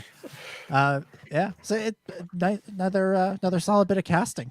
Another reason to look forward to Ahsoka. I think will be that's going into production soon. So who knows? They've been pretty good at keeping most spoilers secret for the Mandoverse stuff. Little things will leak out here and there, but the big stuff has largely remained secret. So we'll see. I'm not really expecting Ahsoka to be any different. I think it'll likely be mostly kept under wraps, but who knows? Maybe some stuff will leak. And again, Celebration's around the corner, so who knows? Maybe they'll have a little teaser or something there, or they can just they'll definitely finally they'll definitely. I would expect them to be pretty deep into filming that show by the time Celebration comes around. So they might have something to show us, maybe from the set or something. Yeah. And they can maybe confirm the the cast, if nothing else. Just say, it's Hayden and Natasha and everybody, Mary, they're all back. They're all here. Mina, they're all going to do it. Yeah. All right. I think that's it for the news, and I think that we can now begin to wrap things up for this week. Oh, I wanted another hour of listener feedback. If only we had infinite time. If it wasn't almost midnight where I am. That's right. Oh wow! So yeah, we want to thank everybody for watching live. We had a extremely active chat tonight. So thanks everybody for leaving your fantastic comments in the chat and having a conversation along with us. It's been super fun. And of course, if you want to join in on that, the time is 9:30 p.m. Eastern, 6:30 p.m. Pacific on Thursdays is when we hit that go live button over on our YouTube channel, which is the Star Wars Underworld. So go check out that test footage from the Star Wars Underworld show again, and then go and scroll down a little bit to find all our videos in our channel. Make sure that you subscribe and comment and like and hit that notification bell and all those YouTube-y things, because we are YouTubers now. It's weird. And that's why we use terminology like YouTube-y. All those YouTube-y things. Check it out. And of course, patreon.com/the SWU is where you can support us financially. So definitely check out all the perks that we have over there. Dominic, thank you so much for hosting the show. It was my pleasure, as always. Great fun breaking down this episode of The Mandalorian / The Book of Boba Fett. It was a fun episode to talk about, and it just has me hyped for the future of Mandalorian and Boba Fett, because they showed this week that they can do some interesting things, and that has me looking forward to what they do next week when we get back to the main story. One thing I forgot to say when we were talking about the episode is there was kind of an interesting connection, kind of interesting Game of Thrones connection in this episode with Mando fighting Paz Vizsla. I got real Mountain versus Pedro Pascal again vibes. Yeah. But this time he was wearing his helmet, so it was all good. I'm really mad that I can't think of his Game of Thrones character right now. Oberyn Martell? Oberyn Martell, yeah. We got Mountain versus Oberyn rematch going on with Paz and Din. So that was a lot of fun. And the future of Star Wars video games, future of Star Wars TV, future of Star Wars in general, looking pretty good this week. And I can't wait to be back next week to break it all down again in 7 days' time. And of course, at Dominic J25 is where you can follow Dominic on social media. Starrapter, thank you so much for joining us. Thank you for lending your expertise with the tie-in materials. Let us know where you can find all of your stuff on social media and on YouTube. Oh, yeah, of course. Thanks for having me a guest on the SWU. Once again, Ben, Chris, and Dominic. And it was a cool experience, actually, being able to interact, kind of see what's going on in the chat for once, seeing you guys and not, looking at avatars on Skype that were just little silhouettes. So that was definitely a cool experience. And the be back soon sign on Dominic, guys, gotta check that out on the video feed. But oh man, it was a great positive episode, right? Just nothing but good things on the horizon for Star Wars. We didn't have to talk about any negative things. I feel like we're on an upward swing as of recent weeks and months with Star Wars, really kind of hyping things up and getting excited again. And Mandalorian or Book of Boba Fett, whatever episode, whatever character it is, we're having a great time talking about it, talking about the future of the games. It's just my kind of thing right now with Star Wars, the games and the TV. So there we go, all in one episode. Love talking about it. As far as what I'm up to, what I'm doing, actually, I had Dominic on in one of my recent episodes, Valorant Transmission. We reviewed episode 2 of Book of Boba Fett. We do go live on YouTube, which is youtube.com/Starrapter every Friday at 9 o'clock Eastern. So if you didn't get enough from the discussion the night before about the SWU talking about the Book of Boba Fett, you want to even have more insight, additional insight, you can check out my show with my buddies Ben and Milton over there. And I am talking about Book of Boba Fett on a weekly basis. I do some little breakout videos where I talk about the bigger things that have happened in some kind of bite-sized material there. So you can check that out, same place, Starrapter. And I'm on Twitter at Starrapter, so you can check me out there. But once again, thanks everybody for having me on here. Once again, love talking to you guys about Star Wars. Thank you. And check all that stuff out at Starrapter. And Ben, thank you so much for hosting as well. Oh, it was a pleasure as always. Cannot wait to come back in 7 days' time and discuss Chapter 6 of the Book of Din Djarin. I'm assuming sometime this year, maybe, hopefully, we will get season 3 of The Man. That's what I'm really looking forward to. It's gonna be a wild next couple weeks, guys. Really, because there's gonna be next episode is gonna be bonkers. It's gonna be crazy, and we're gonna have 1,000 things to discuss. It's gonna take 3 hours. Then they're gonna drop a giant trailer for the next Star Wars movie. We're gonna have a 5-hour episode on our hands. So it's gonna be nuts. They're gonna troll us like that, but it'll be good. It'll be good. So I'm excited. No, I'm not complaining. So don't get me wrong here, but it's been fun, guys, and hope to see you in 7 days' time, as I said. And you can follow Ben on social media at Ben Hart with no E. You can follow me at Seek3PO. The big thing that we wanna promote before leaving is that immediate reaction stream. And I was just gonna tell people right now, I have a feeling that this is gonna be a fun one next week, because they only got 2 weeks to jam in the rest of this season, and I have a feeling it's going to be a jam-packed episode, and there's going to be some more cool stuff in it that's just going to blow our minds. So I'm really looking forward to talking about everybody right after seeing it, when we're all freaking out. We all have that energy and are just trying to process what we just saw. So make sure that you subscribe to the Star Wars Culture YouTube channel that is on the favorite channels list for Star Wars Underworld. So if you go over there, you can easily then click over to find Star Wars Culture. So follow that, hit that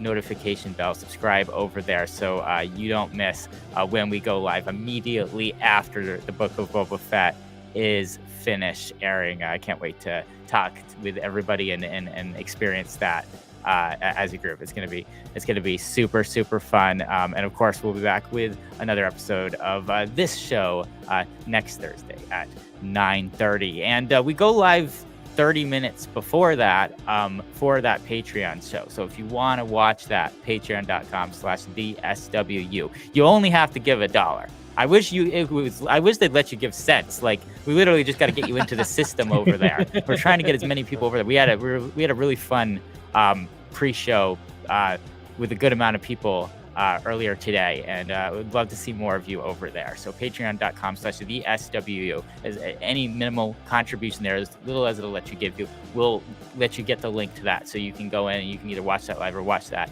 after the fact. And then that also gives you an opportunity if you want to upgrade your membership. We've got a lot of cool merch and perks and stuff over there as well. patreon.com/theswu.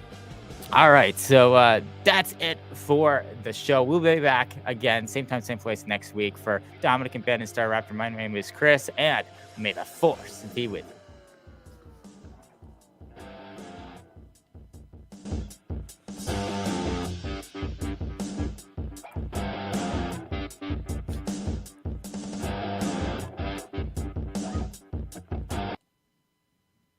It's a wrap.